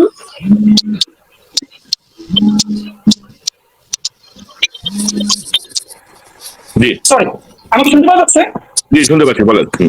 আপনি ডক্টর আব্দুল লতিফ মাসুদ যুগান্তরে যে কলামটা লিখলেন, ওইখানে উনি শুধু লিখেছেন যে জনতার এই অভূতপূর্ব আন্দোলন, যুগান্তরের অফিস থেকে তাকে ফোন করে তার সাথে ঝগড়া করা হয়েছে, তার সাথে খারাপ আচরণ করা হয়েছে, যে আপনি এই জ্বালাও পোড়াও এগুলোকে আপনি আন্দোলন বলছেন। ডক্টর আব্দুল লতিফ মাসুদ বলছিলেন যে আমি এটাকে আন্দোলন বলবো নাকি এটাকে আক্রমণ বলবো, এইটা ঠিক করে দিবে কি যুগান্তর অফিস? এই কথা বলার পরে বহুদিন পর্যন্ত যুগান্তর ডক্টর আব্দুল লতিফ মাসুমের কোনো কলাম ছাপে নাই। আমি আপনাকে দুটো শুধু ঘটনা এই জন্য বললাম, যে যেটাকে মিডিয়ার যে কালচার তৈরি করেছে, ফ্যাসিবাদের কালচার, সেইটার বিরুদ্ধে যে বলছে, তাকে অফিস থেকে ফোন করে তার কাছে জিজ্ঞাসা করা হচ্ছে, এটাকে আপনি কেন আন্দোলন বলছেন, পেট্রোল বোমাকে কেন এইটাকে আপনারা উচ্ছৃঙ্খলা বলছেন না? আর এই নির্বাচনহীন যেই প্রয়োজনটা করা হলো, সেটার পক্ষে প্রথম আলো কলাম ছাপলো, এই দায় এখন পর্যন্ত আমরা কেউ নেই, তাদের বিরুদ্ধে কথা বলি নাই। ইদানিং কিন্তু সুশীল রিকনসিলিয়েশনের কথা বলছে, আওয়ামী লীগের সাথে আমরা কিভাবে রিকনসিলিয়েশন করবো। দেখেন দ্বিতীয় বিশ্বযুদ্ধ পরবর্তী পৃথিবীতে অনেক জায়গায় কিন্তু রিকনসিলিয়েশন হয়েছে, রিকনসিলিয়েশন হতে হয়। আমরা এই যে গত 17-18 বছরে বাংলাদেশে এতগুলো ভাগ করে রাখা হয়েছে, যাতে শেখ হাসিনা সে তার ক্ষমতাটাকে লুটপাট করতে পারে, এবং অনেকগুলো সোসাইটির মধ্যে বিভাজন তৈরি করা হয়েছে। কিন্তু আমার প্রশ্ন হলো, পৃথিবীর কোথাও কি বিচারের আগে রিকনসিলিয়েশন হয়? হাসনাত সম্ভবত এখানে অনেকগুলো কারণ বললো, ছাত্রলীগ বা আওয়ামী লীগকে কেন নিষিদ্ধ করা যায়, এর অন্তত 1 ডজন কারণ হাসনাত বললো। আমি শুধু বলতে চাই কি, গত 16-17 বছর সব বাদ দেন, গত 50 বছরে ফিলিস্তিন ছাড়া আপনি এমন কোন দেশের নাম বলতে পারবেন 15 দিনে 1600-র বেশি মানুষকে হত্যা করেছে, ভিডিওর সামনে, ক্যামেরার সামনে, জীবন্ত মানুষ, তাকে গুলি করা হয়েছে, তখন তার জীবন চলে যায় নাই, তার লাশ পুলিশ জ্বালিয়ে দিয়েছে, এই বিভৎসতা, এই গণহত্যা, এই জেনোসাইড, এই ম্যাসাকার গত 50 বছরে একমাত্র ইসরায়েল যেটা ফিলিস্তিনি করেছে, এছাড়া কি গত 50 বছরে আমরা কোথাও এটা দেখেছি? গত 15 দিনে শুধু আওয়ামী লীগ 1600-র বেশি মানুষকে হত্যা করেছে, 20,000-এর বেশি মানুষকে চিরদিনের জন্য অঙ্গ করেছে, পঙ্গু করেছে। এই ভিডিওগুলো এখন পর্যন্ত আমাদের কাছে আছে। এর একটা খুনের বিচার করলে তো আওয়ামী লীগ নাই হয়ে যায়, ছাত্রলীগ নাই হয়ে যায়। আমাদেরকে কেন গত 17 বছর যেতে হবে? এটা অনেক পরের কথা। সুতরাং আমরা এখন পর্যন্ত সেই পথে কেন যেতে পারছি না? আমি আপনাকে যেটা ফাঁকি একটু বলতে চাই, এই বর্তমান সরকার 70 ঊর্ধ্ব সরকার। একমাত্র আমি আপনাদেরকে আগেও বলেছি, 3-4 জন ছাড়া এইখানে কে এই স্পিরিটকে ধারণ করেন এই বিপ্লবের? আমি আসিফ নজরুল সাহেবের কাছে বিনীত অনুরোধ করতে চাই, অবশ্যই এই সংবিধানের প্রতি তার একটা ফ্যাসিনেশন থাকবে। এই থাকাটা তার জায়গা থেকে এটাকে আমরা বুঝতে পারি তার কেন থাকবে বা থাকা উচিত। দেখেন, এই সংবিধান বাংলাদেশের মানুষের, জনগণের অভিপ্রায় 1% যে প্রতিফলন করে না, এর প্রমাণ হলো বাংলাদেশের মানুষ এটাকে খুলে ফেলে দিয়ে যে অভূতপূর্ব অভ্যুত্থান করলো, গণবিপ্লব করলো। এরপর তো সব থেকে বড় অপরাধের কথা এই সংবিধানের দোহাই দিয়ে। আপনারা দেখেন মিডিয়া কালচার কেমনি তৈরি হয়। একমাত্র 2-1টা মিডিয়ার প্রধান ছাড়া আপনারা কি কেউ বলতে পারবেন গত 15 বছর ধরে যেই মিডিয়ার ফ্যাসিবাদের কালচার তৈরি করেছে, পেলে থেকে বড় করেছে, কোন মিডিয়া হাউসে পরিবর্তন এসেছে? কোন মিডিয়ার চিফ পরিবর্তিত হয়েছে? একমাত্র তারা এখন কি করছে? আমাদের আন্দোলনগুলোকে তারা উপায় না পেয়ে তারা জাস্ট আমাদেরকে প্রমোট করছে, আমাদের নিউজগুলো দেখাচ্ছে। লিখে রাখেন, আল্লাহ না করুক আজকে না হয়ে যদি কালকে উল্টো কিছু ঘটে, এই মিডিয়ার সবার আগে আমাদেরকে আওয়ামী লীগের অফিসে গিয়ে গিয়ে আমাদের ভিডিও দিবে যে এই যে ভিডিও আছে, হ্যাঁ ঘটে না কেন? আমার কথা হলো, এই যে মিডিয়া, এদের ব্যাপারে এখন পর্যন্ত আমরা কেন কথা বলছি না? অথবা এদের কি, যারা এই যদি আমাদের নাহিদ বলেছে যে এই মানে এটার সাথে যারা সংযুক্ত আছে, আপনি একটু আগে ইকবাল সোবহান চৌধুরীর কথা বলছিলেন, দেখেন জেডাই খান পান্না সে হুমকি দেয় সংবিধানের মূলনীতিতে হাত দিলে তাহলে আরেকটা যুদ্ধ হবে। প্রথম প্রশ্ন হলো, জেডাই খান পান্না তার বিরুদ্ধে তো অন্তত 100-র বেশি মামলা হওয়া দরকার যে তারা এই গণহত্যা কিভাবে সমর্থনে কাজ করেছিল। একটা লিটমাস পেপার আপনাদেরকে বলে রাখি বাংলাদেশের জনগণের কাছে, যেই সাংবাদিক, সুশীল, কবি, সাহিত্যিক জনগণের সাথে নামে নাই, জনগণের পক্ষে 5ই আগস্টের আগে কথা বলে নাই, এরা সবাই গণহত্যার দোষর। আর কোনো লিটমাস পেপার নেই। সুতরাং শরীফ ওসমান, আমি আপনার কাছে আবারও আসছি।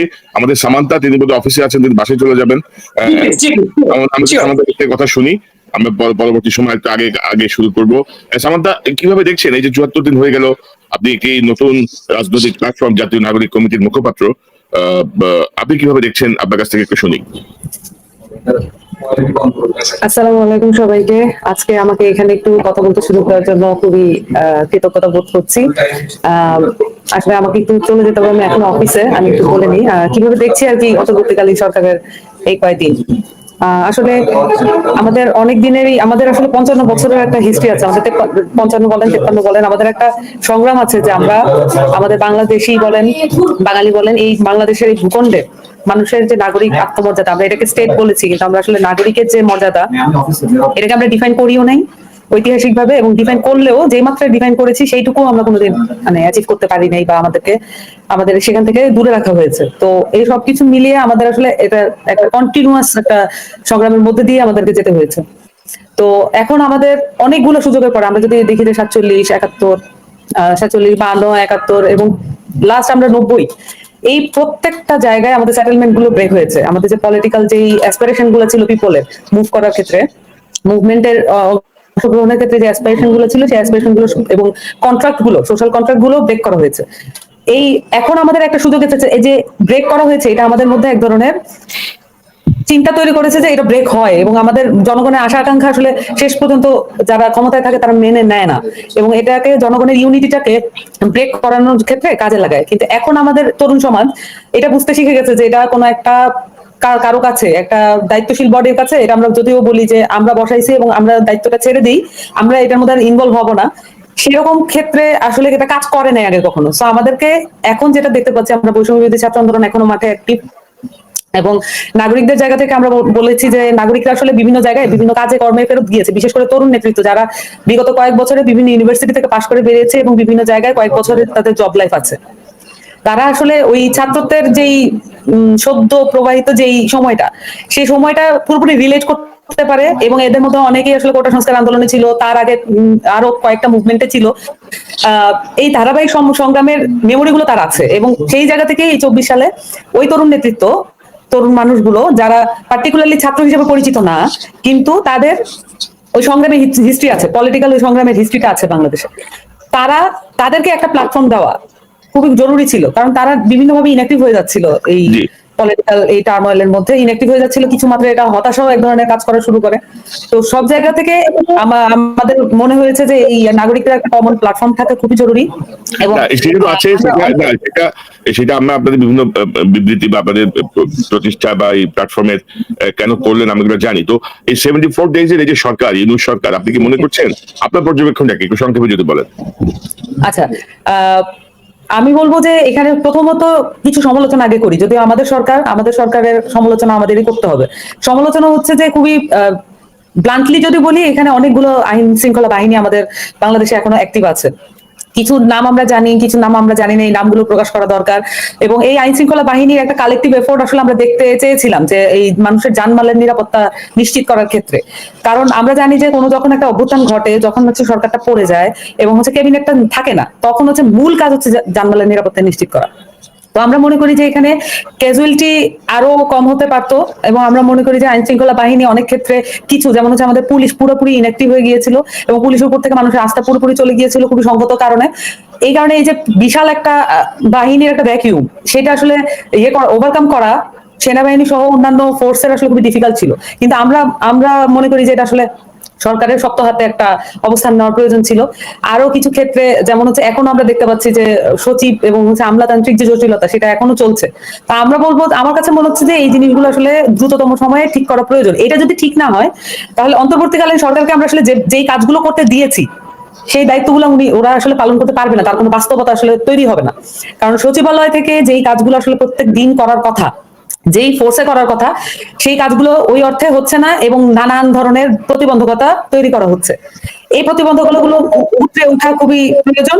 এবং হচ্ছে এটা সরকারকে, উপদেষ্টা মন্ডলীকে মনে রাখতে হবে, তারা হচ্ছে গণভুত্থানের সরকার এবং মানুষের অভিপ্রায় দিয়ে নির্বাচিত সরকার। তাদের ওই ম্যান্ডেটটা আছে, আমাদের সবার ম্যান্ডেটটা তাদের কাছে আছে। তারা আরো শক্ত হতে পারেন, ফার্ম হতে পারেন, এবং তাদের ওই পাওয়ারটা আছে, তারা যাতে এই কাজগুলো নিজের উদ্যোগে, ওই বিপ্লবী স্পিরিট দিয়ে এটা করে নেন। তারা যদি এই ম্যান্ডেট যদি মনে না রাখেন, তারা যদি ম্যান্ডেট থেকে সরে আসেন, তারা যদি ভুলে যান তারা বিপ্লবী সরকার, সেক্ষেত্রে কি করবেন আপনারা?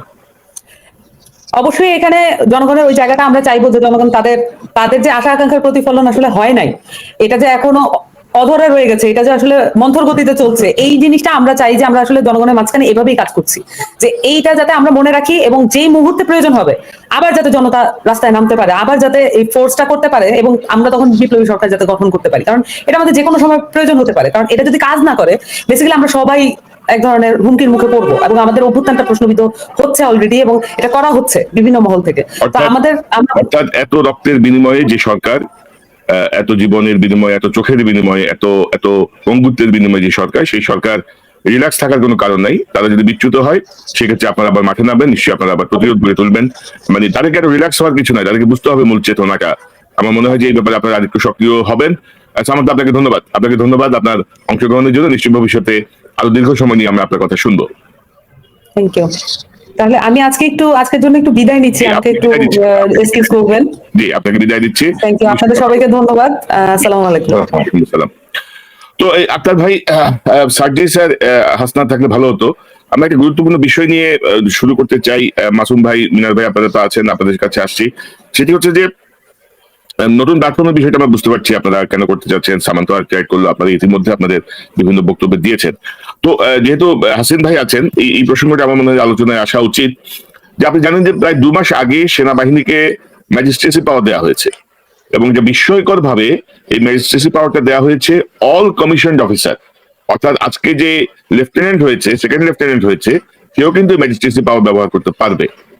ম্যাজিস্ট্রেসি পাওয়ার পাওয়ার পরে, অর্থাৎ আমি যতটুকু বুঝি আমার ক্ষুদ্র জ্ঞানে, যে ইফ আর্মি ডিজায়ার্স, বাংলাদেশের কোথাও কোনো মানে বিশৃঙ্খলা হওয়ার কথা না, কোথাও সিন্ডিকেট এত অ্যাক্টিভ থাকার কথা না, কোথাও আপনার পতিত স্বৈরাচার এত স্ট্রংলি তাদের কথা বলতে পারার কথা না। তো সেনাবাহিনী কি ম্যাজিস্ট্রেসি পাওয়ার ব্যবহার করছে না? বা কি মনে হচ্ছে আপনাদের কাছে? আপনাদের যেহেতু ফিল্ডে আছেন, আপনাদের কাছ থেকে একটু শুনি।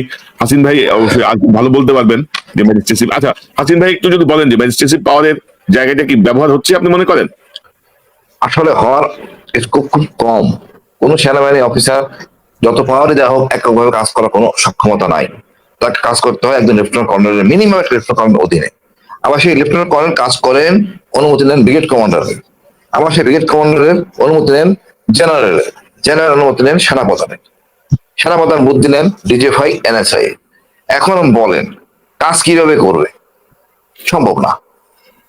তাকে দায়বদ্ধ করতে হবে সেনাবাহিনীকে ওই এলাকা দায়িত্বের জন্য। যদি কোনো অনিয়ম ঘটে আপনাকে আইনের আওতায় আনা হবে। এই লাইনটা যদি যোগ না করা হয় সম্মিলিত ভাবে কোনো সেনা কর্মকর্তা বা জুনিয়র অফিসার কোনো কাজ করবে না।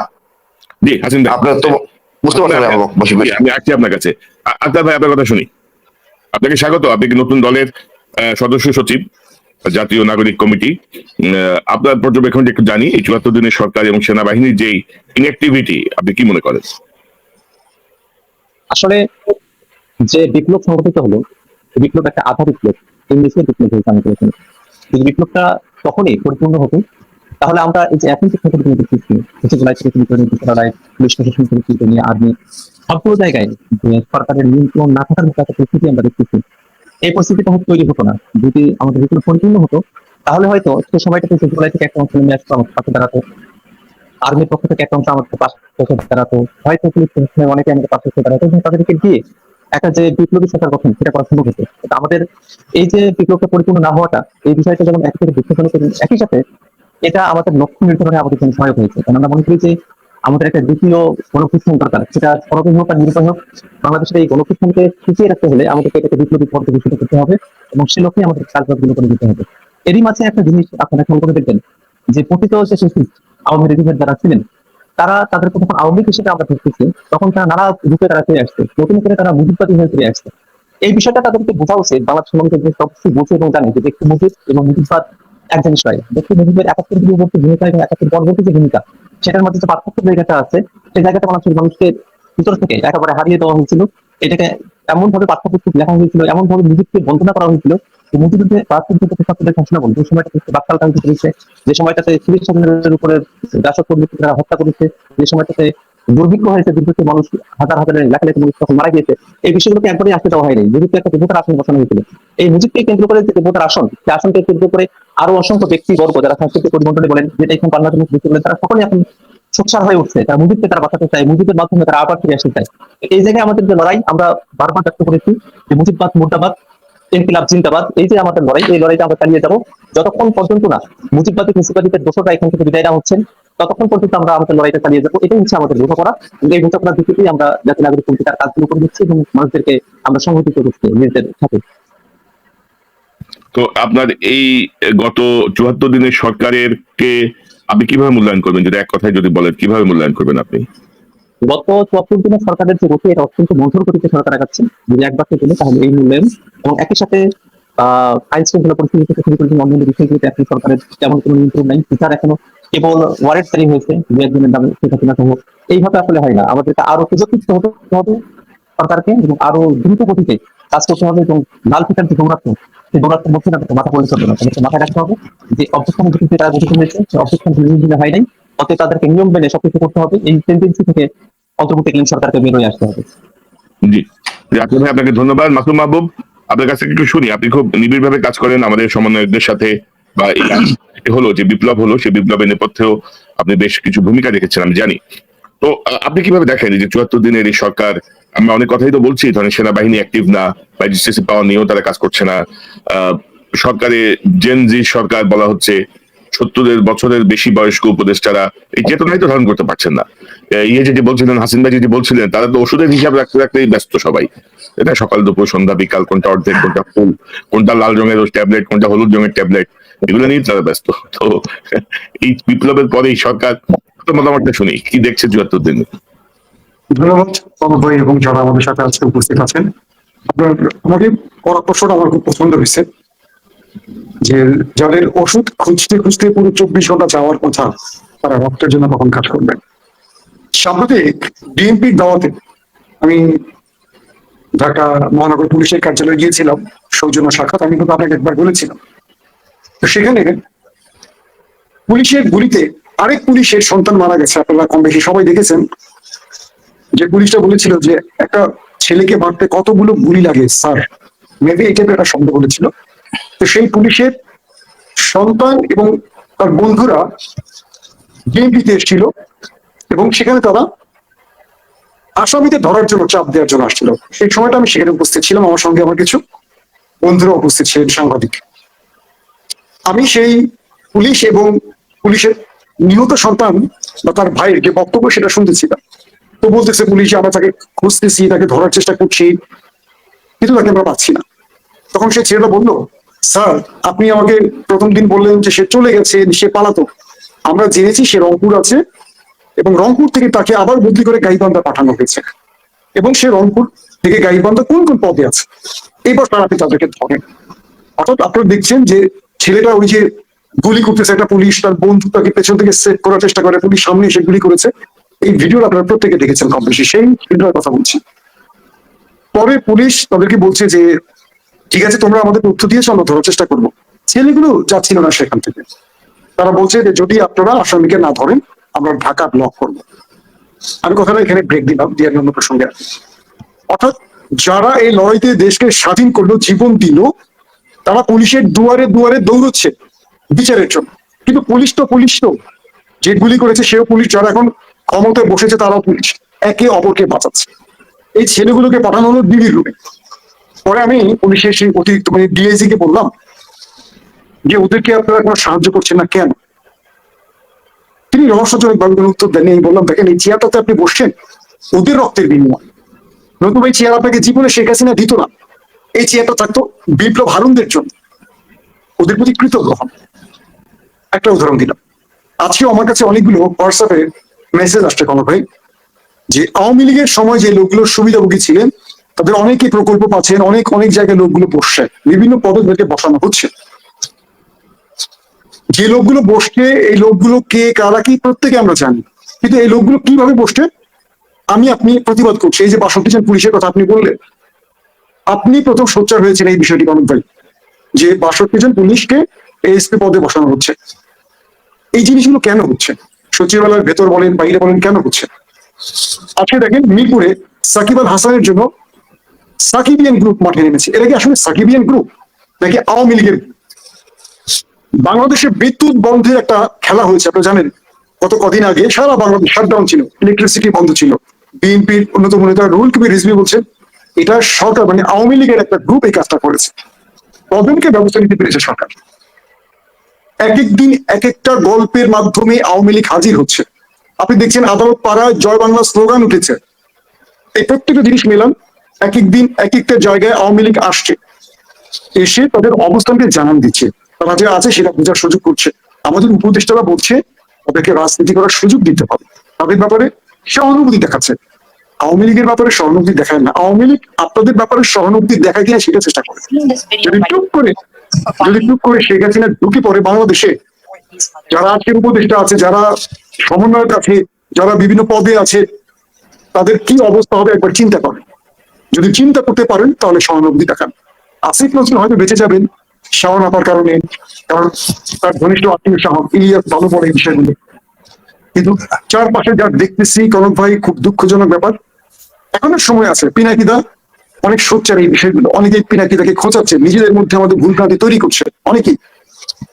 এটা বন্ধ করে আমার মনে হয় রাষ্ট্রের প্রত্যেকটা পদে যে ব্যক্তিদের বসানো হচ্ছে সেখানে আমার মনে হয় পরীক্ষা নিরীক্ষা করা উচিত। এনএসআই কি তথ্য দিচ্ছে? এনএসআই এর মধ্যে আমাদের হাসিন ভাইদের মতো লোকদেরকে কেন বসানো হচ্ছে না? গুরুত্বপূর্ণ জায়গায় যাদেরকে বরখাস্ত করা হয়েছে সেনাবাহিনী থেকে, তাদেরকে কেন সেখানে বসানো হচ্ছে না? এই সরকারের কোন সংবিধান আসলে ফলো করতে চাইছে? হাসিন ভাই কিভাবে চাকরি থেকে চাকরি হারিয়েছে এটা কি আমরা জানি না? তাকে কেন গুরুত্বপূর্ণ পদে বসানো হচ্ছে না? শুধু হাসিন ভাই না, হাসিন ভাইয়ের মতো বহু অফিসাররা চাকরি হারিয়েছে, দেশপ্রেমিক অফিসাররা, তাদেরকে কেন গুরুত্বপূর্ণ পদে বসাচ্ছে না? তারা কিন্তু সব জানে রাষ্ট্রের খবর।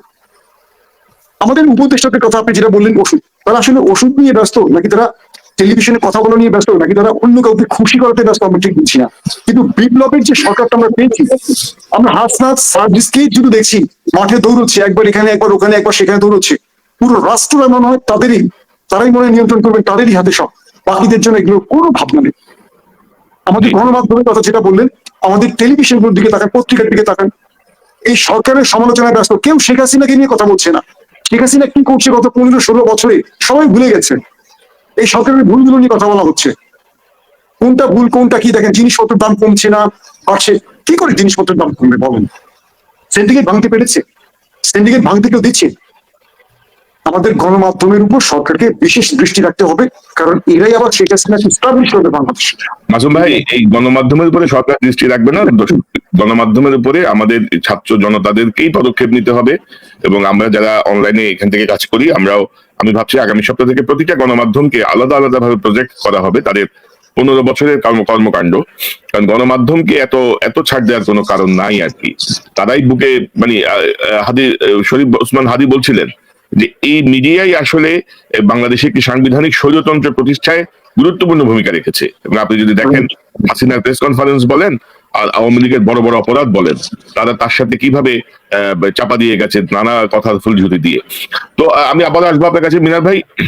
আপনি শুনছিলেন, আপনি একজন রাজনৈতিক বিশ্লেষক, কলামিস্ট, আপনার পর্যবেক্ষণটা কি? আপনার কাছ থেকে একটু সংক্ষেপে শুনি। আপনি আনমিউট করতে হবে ভাই। জি ধন্যবাদ কনক স্যার ভাই। আমি আসলে সবার আলোচনায় শুনছিলাম মনোযোগ দিয়ে। অত্যন্ত মানে কিছু ইস্যু এসেছে যেগুলো আসলে অ্যাড্রেস করা দরকার এই সরকারের। এখন আমরা একটা বেকায়দায় অবস্থায় আছি। এই সরকারকে সমালোচনা করলে দেখা যাবে যে সেটা আওয়ামী লীগের কণ্ঠে কণ্ঠ মিলে যায় অনেকটা। এটা আমাদের জন্য খুব একটা বেকায়দাজনক অবস্থা। কিন্তু এখন দেখেন এই সরকার যে তাদের প্রায়োরিটিটাই সেট করতে পারে নাই কেন যেন। এখন এই সরকারের মূল কাজ কি ছিল? এই সরকারের মূল কাজটা ছিল এই বিপ্লবকে সুসংহত করা। খেয়াল করেন, আবার বলছি যে এই বিপ্লবটাকে সুসংহত করাই ছিল সরকারের মূল কাজ। হঠাৎ করে তারা কোথা থেকে সংস্কার নিয়ে আসলো? এই সংস্কার আপনাকে কে দায়িত্ব দিয়েছে? একটা কথা বলেন, দেশের মানুষ এখন কি সংস্কার নিয়ে চিন্তিত? যে আপনি একটা ঘরের মধ্যে আপনার অনেকগুলি সাপ ঢুকে গেছে, এখন আপনার প্রথম কাজ হলো কি সেই সাপগুলিকে বের করা, নাকি ঘরের জানালার রং কি হবে, তারপর পর্দার রং কি হবে, খাট কোন জায়গায় বসবে, এইভাবে সুন্দর করে সাজাবেন? এটা তো আপনার কাজ না। আপনার মূল কাজ ছিল এই বিপ্লবকে সুসংহত করা। মানুষের মনে একটা ইনসিকিউরিটি এখনো আছে। এই যে আপনারা যে কোনো কিছু করেন, একটা এমন কিছু নিয়োগ দেন, পিনাকিদা একটা ওনার একটা এপিসোড দেখলাম, এটা দেখলে রিয়েলি ভয়ের কারণ। যাই হোক, ওনার হয়তো ল্যাঙ্গুয়েজ অনেকে পছন্দ করবেন না, এটা স্বাভাবিক হতেই পারে, বা এক্সপ্রেশন কারো কারো দ্বিমত থাকতে পারে। কিন্তু ওখানে যে উনি কথাগুলি বলেছেন, এটা কি একটা ব্যাপারে আপনারা ডিসএগ্রি করতে পারবেন কেউ? আমার তো মনে হয় এটা সম্ভব কেউ পারবে না। হাসিন ভাই এখানে আছেন, এখন আপনারা দেখেন যারা আর্মিতে যারা আছেন, এখন আপনারা সবাই মানে ডুইং নাথিং ইজ ডেঞ্জারাস। মাঝে মাঝে আপনাদের কিছু করতে হবে। এখন মনে করেন আমরা জেনারেল ওয়াকারের প্রতি উইথ ডিউ রেসপেক্ট আপনাকে বলছি যে এইগুলি পজিটিভ ইনপুট হিসাবে নেন। আমি আপনার সমালোচনা করতে চাই না। এমন কিছু কাজ করছেন, মানুষের মনে ইনসিকিউরিটি বেড়ে যাচ্ছে। যে কি করছেন, যে এমন লোকগুলিকে, এই যে সাপগুলির কথা বললাম, এই সাপগুলিকে আপনার দুধ কলা দিয়ে আপনি পুষছেন, আর এগুলিকে আপনারা সংস্কার হিসাবে তৈরি করছেন। অমুক সংস্কার কমিটি করেন, সেই করেন, আসল কাজ করেন না। আসল কাজগুলি হলো এই বিপ্লবকে সুসংহত করা। আমরা এই জন্য হয়তোবা এখনো এতটুকু, কারণ এই বিপ্লবকে ধারণ করে আছে সবাই জানে। আজকে যে এই কতগুলি চেহারা আপনার এখানে দেখলেন, আরো অনেকে আসার কথা ছিল, পিনাকিদা নিজেও আসার কথা ছিল, উনি একটু দুঃখ প্রকাশ করেছেন, একটা জায়গায় উনি আটকা পড়েছেন, এই জন্য আসতে পারেন নাই। হয়তো উনারও থাকবেন এবং বাকি যারা সমন্বয়ক এনারা সবাই আমাদের সঙ্গে থাকবেন। এইটাই এই জনগণের একটা গ্যারান্টি। আমি বললাম আল্লাহর উপর তো পূর্ণ আস্থা ও বিশ্বাস আমাদের আছে, এবং সাথে সাথে আমি যে এই কথাটা বলবো, এখানে যাদেরকে আমরা দেখছি এবং ভবিষ্যতে কিন্তু আমরা সেই রাজনৈতিক দলগুলি আপনাদেরকে রিকোয়েস্ট করব, ডিপলিটিসাইজেশনের যেভাবে আমাদেরকে করা হয়েছে, আমরা যেন সেই ফাঁদে পা না দিই, কেউ যেন ফাঁদে পা না দিই। বরং যে পলিটিক্যাল ফোর্স গুলি আছে, এখন যদি মনে করেন, আমি একটা উদাহরণ দিই, এটা একটা জাহাজের মতো। এখন জাহাজের যেরকম আপনাদের সমন্বয়কদের মধ্যে যদি অনৈক্য বা সমন্বয়হীনতার কারণে একটা ক্র্যাক বা হোল সৃষ্টি হয়, এই জাহাজে পানি এসে ডুববে। আবার একইভাবে যদি মনে করেন যে বিভিন্ন রাজনৈতিক দল যারা আছে, তাদের মধ্যেও যদি কোনো ক্র্যাক থাকে, কোনো হোল থাকে, একই অবস্থায় সৃষ্টি হবে। এই জাহাজে আমরা কিন্তু সবাই আছি, সেই জাহাজ যদি ডুবে যায় আমরা সবাই ডুবে মরবো। কাজে আমাদেরকে এই সংকীর্ণ চিন্তা থেকে বের হয়ে আসতে হবে। আমাদের প্রথম কথা হলো, ওনাদেরকে তো আমরা কিছু করতে পারছি না, দেখেন আমরা হয়তো পারবো না, কিন্তু যে জায়গায় আমরা কাজ করতে পারবো, আমাদের ভিতরে এই ইউনিটিটা। আরেক কথায় শুধু ইউনিটি বলি না, এটাকে আমি বলেছি যে এটা হারমোনি ইন ডাইভার্সিটি। মনে করেন আপনার সাথে আমার রাজনৈতিক মতে একটা অমিল থাকতে পারে, কিন্তু আমাদের একটা কমন সাথে আমরা এক হয়ে যাবো, এটাকে একটা হারমোনিতে আমরা যাব। কাজে আমরা ওই ইউনিটির পেছনে না দৌড়াই, বরং আমরা যে বিভিন্ন রাজনৈতিক দল, বিভিন্ন স্টেক হোল্ডার যারা রয়েছেন, সবাইকে আমাদের একসাথে করতে হবে। এটার জন্য কিন্তু ঠিক আছে, এরা এত ষড়যন্ত্র করছে, তারপরে এরা একটা ভয়ের মধ্যে আছে, কিন্তু আমরা যে কোনো সময় একসাথে হয়ে যাব। আজকে এই অনুষ্ঠানের একটা মূল উদ্দেশ্য, মানে আমাদের টার্গেট ছিল সেটাই দেখানো, বা আমাদের ভিতরে ইন্টারনালি অবশ্যই একটা যোগাযোগ আছে, সবাই কিন্তু ক্ষমতার জন্য না। এখন এই যে দেখেন আমরা কিছু একটা সমালোচনা করলেই আপনারা বলেন যে আমরা মনে হয় বিশেষভাবে পিনাকি দাকে অনেকে এটা খোঁচা দিচ্ছেন। প্লিজ ফর গড সেক এটা থেকে আপনারা বিরত থাকেন। পিনাকি কেন, এখানে উপস্থিত যারা আছেন যে কেউ আমাদেরকে 7 দিন সময় দেন, সব ঠিক করে দিব, আপনাদের কোনো কিছু করতে হবে না, জাস্ট 7 ডেজ কাউকে বেছে নিতে পারেন। এটার জন্য আমরা লালায়িত না যে আমরা আমরা আমরা কোনো এই ধরনের কোনো ঈর্ষাও আমরা ফিল করি না, আমরা কাজ করি দেশের জন্য। মিয়া ভাই, এখন যদি আমি যে দেখছি যে পিনাকি ভট্টাচার্য সহ আমাদের অনেকে যারা কথা বলি আমাদেরকে ইনঅ্যাক্টিভ করার জন্য একটা গ্রুপ সক্রিয় হয়ে যাচ্ছে, অর্থাৎ নানাভাবে আর কি। তো এগুলা ধরেন এগুলো আওয়ামী কৌশলের একটা অংশ। তারা ক্ষমতায় থাকতে আমরা দেখেছি আমাদের কন্ট্রোলের জন্য কি কি করছে, এখন তারা অন্যভাবে ট্রাই করছে। এবং আপনি জানেন যে টাকার বান্ডেল পাইলে অনেক অনেক মুরব্বীর অনেক ইয়েও মানে হা বড় হইতে সময় লাগে। এটাই কনক ভাই, যে এই কথাটা একটু আসলে তাদেরকে স্মরণ করিয়ে দেওয়া দরকার। এই যে পিনাকি সহ বা অন্যান্য যারা আছি আমরা কথা বলছি, আমাদের কারো ওই ধরনের উদ্দেশ্য দিলেও নিব না, এটা তো বললাম। আমাকে যদি অফারও করা হয় আমি আগেই জানিয়ে দিলাম, আমি সমালোচনা করবো, আমাদের করবে অন্য কেউ সেটা হয়তো ধরবে, তাই না? কাজে আপনাদের প্রতি বিশেষ অনুরোধ, যারা একই সাথে আমরা সংগ্রাম করেছি বিভিন্ন সময়, এখন খুচাখুচি কইলেন না please, for God sake. Mina ভাই, আমি আবারও আসবো আপনার কাছে। আমার অনুষ্ঠানের প্রায় 1 ঘন্টা আলোচনা করে ফেলেছি, আমরা জাস্ট 1 মিনিট করে প্রত্যেকের কাছে একটু শুনবো। এবং পাশাপাশি আমি বলি যে বৃদ্ধ বা শত্রুদ্ধ কারোর প্রতি আমার কোনো বিরাগ নাই, এবং বয়স আমারও বাড়ছে। 10 বছর আগে আমার যে শক্তি ছিল এখন সেই শক্তি নাই, 10 বছর পরে হয়তো আরো থাকবে না। 70 পরবর্তী আমিও হয়তো এইভাবে চিন্তা করতে পারবো না এখন যেটা আমি চিন্তা করছি, যদি বেঁচে থাকি। সো ধরেন যার যার ক্যাপাবল জায়গাটা তাকে বুঝতে হবে। আমি দায়িত্বটা তখনই নিব যখন আমি সেটি পালন করতে পারবো। আমি মনে করি সেই গ্রাউন্ডে আমরা বারবার বলছি যে এই যে বিপ্লবের চেতনাকে ধারণ করতে পারছেন না এই 70 ঊর্ধ্ব মানুষেরা, জেনজি যাদেরকে বলা হচ্ছে, তাদের স্পিরিটটা তারা ধারণ করতে পারছেন না। ইলিয়াস, আপনি যদি জাস্ট সর্বশেষ 1-1.5 মিনিট যদি বলেন যে কি করণীয় আমাদের ধরেন 74 দিন পার হয়ে গেছে, আমরা অনেক কথাই বললাম, সেনাবাহিনী তার ম্যাজিস্ট্রেসি পাওয়ার প্রয়োগ করছে না, উপদেষ্টারা সিদ্ধান্ত নিতে পারছে না, আওয়ামী লীগকে নিষিদ্ধ করার ব্যাপারে উপদেষ্টাদের মধ্যেই আপত্তি আছে। তো মাহমুদুর রহমান কদিন আগে ছাত্রলীগকে নিষিদ্ধ করার জন্য আলটিমেটাম দিয়েছিলেন, তারও কোনো কার্যকর ফল আমরা দেখছি না। তো আসলে করণীয় কি আমরা করবো কি এই অবস্থায়?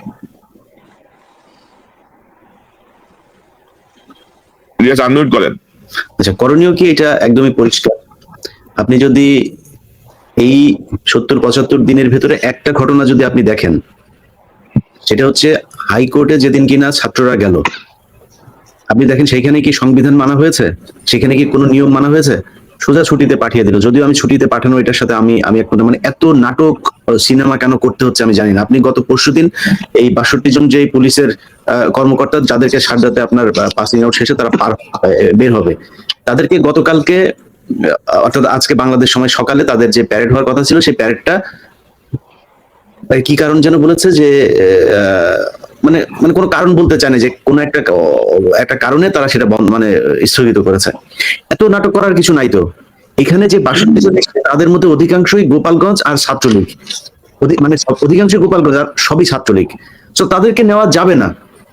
2022 সালে ডিসেম্বরে যারা নিয়োগ পেয়ে গিয়েছে, তারা তো কোনোভাবেই তাদের ডিএনএ টেস্ট করে রক্ত পরীক্ষা করে তারপর দেখা হয়েছে যে তারা ছাত্রলীগ করে কিনা, অন্য দল করাটা না, ছাত্রলীগ করে কিনা সেটা প্রমাণ করে তাদেরকে আসতে হয়েছে।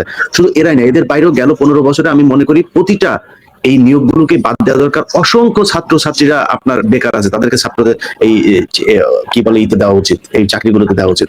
কিন্তু সেটা করতে গিয়ে নানান ধরনের নাটক। এখানে যে কাজটা করা হয়েছে আপনার হাইকোর্টে ছাত্ররা যাওয়ার পরে সাথে সাথে অ্যাকশন নেওয়া হয়েছে, এটা একটা আমাদের সামনে এক্সাম্পল যে এইভাবেই করতে হবে। এইভাবে করতে হলে ভাই দেখেন, আমরা হয়তো বা অনেক কিছু আমাদের খারাপ লাগে, আমরা এটা চাই এটা পাই না, ওইটা চাই এটা পাই না, বা কিছু পাই না। আপনি দেখেন এই বিপ্লবের পরে কিছু মানুষ আছে যারা কিছুই পায় নাই।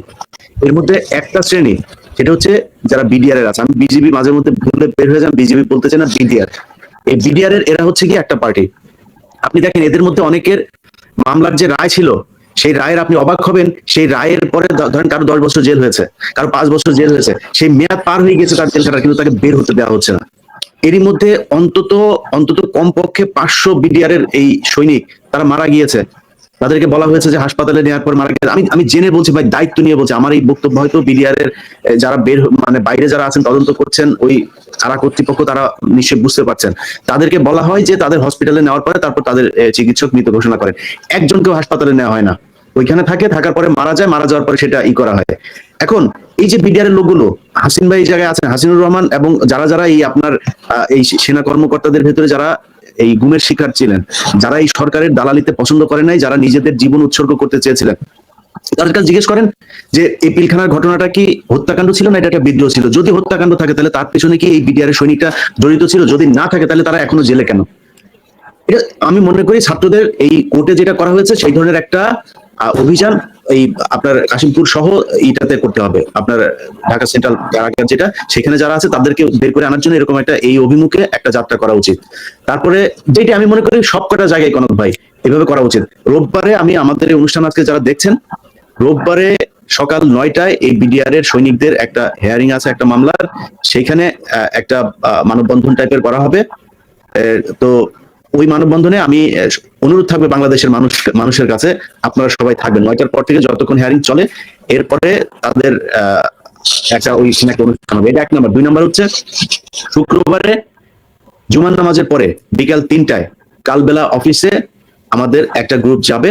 তারা গিয়ে কালবেলায় এই সন্তোষ শর্মা সহ যেসব রয়ের এজেন্ট, একদম একদম পরীক্ষিত রয়ের এজেন্ট যাদের ব্যাপারে কোনো বিতর্ক নাই, তাদেরকে ওই পত্রিকা থেকে আমরা কোনো গণমাধ্যমের বিরুদ্ধে কাজ করতে চাই না। আমরা চাই গণমাধ্যম চলুক, সমালোচনা চলবে, সবই চলবে, কিন্তু যারা এই বিদ্রোহের এই যে বিপ্লবের সময় যারা কিনা ছাত্রদের বিরুদ্ধে কথা বলেছে, গণহত্যার পক্ষে যারা কলাম লিখেছে, সংবাদ ছেপেছে, যারা শেখ হাসিনাকে আশ্বস্ত করেছে আপনি চালিয়ে যান, যত খুন করা প্রয়োজন করেন, তাদের বিরুদ্ধে একটা বিচার হইতে হবে। তো শুক্রবারে কালবেলাতে একটা তাদের কাছে আমরা একটা স্মারকলিপি বা একটা দাবি জানাইতে যাব যে এদেরকে সরাইতে হবে। যদি কর্তৃপক্ষ না করে তাহলে তার পরের ব্যবস্থা পরেরটা। আর রোববারে যেটা বললাম সেটা একটা, অতএব অফিসগুলোতে এইভাবে যেতে হবে। আপনাদের একটা জিনিস বলে রাখি কনক ভাই, ওবায়দুল কাদের এখনো বাংলাদেশে আছে। আমি খুব বিশ্বস্ত সূত্র থেকে এটা জেনেছি। আমাকে সেই অফিসার বলছে যে ইলিয়াস ভাই আপনি একটু আপনার ইউটিউব চ্যানেলে বললে তাহলে আমরা কাজ করতে সুবিধা হবে। আপনারা বলে ফেললে তখন মানে অফিসাররা চায় কিন্তু করতে পারে না, এখনো তাদের পিছনে কোনো একটা আতঙ্ক আছে। আমি মনে করি এইসব জায়গাগুলোতে অনেকেই চায় কিন্তু করতে পারছে না। আমাদের প্রেশার গ্রুপ হিসাবে মাঠে থাকতে হবে এবং খুবই তৎপর থাকতে হবে। আমি মনে করি প্রেশার ছাড়া এবং ইলিয়াস হয়ে যাবে না। এবং ইলিয়াস জেনারেল ওয়াকারুজ্জামানের প্রতি আমাদের যে সহানুভূতি বা যে সমর্থন বা যে ভালোবাসা সেটি সবসময় থাকবে, এটি ভাবার কোনো কারণ নাই। কারণ অনেক ঘটনায় আমরা দেখছি পেছন থেকে তিনি কলকাঠি নেড়ে এই জিনিসটাকে আওয়ামী লীগের ফেভারে নিয়ে যাচ্ছেন।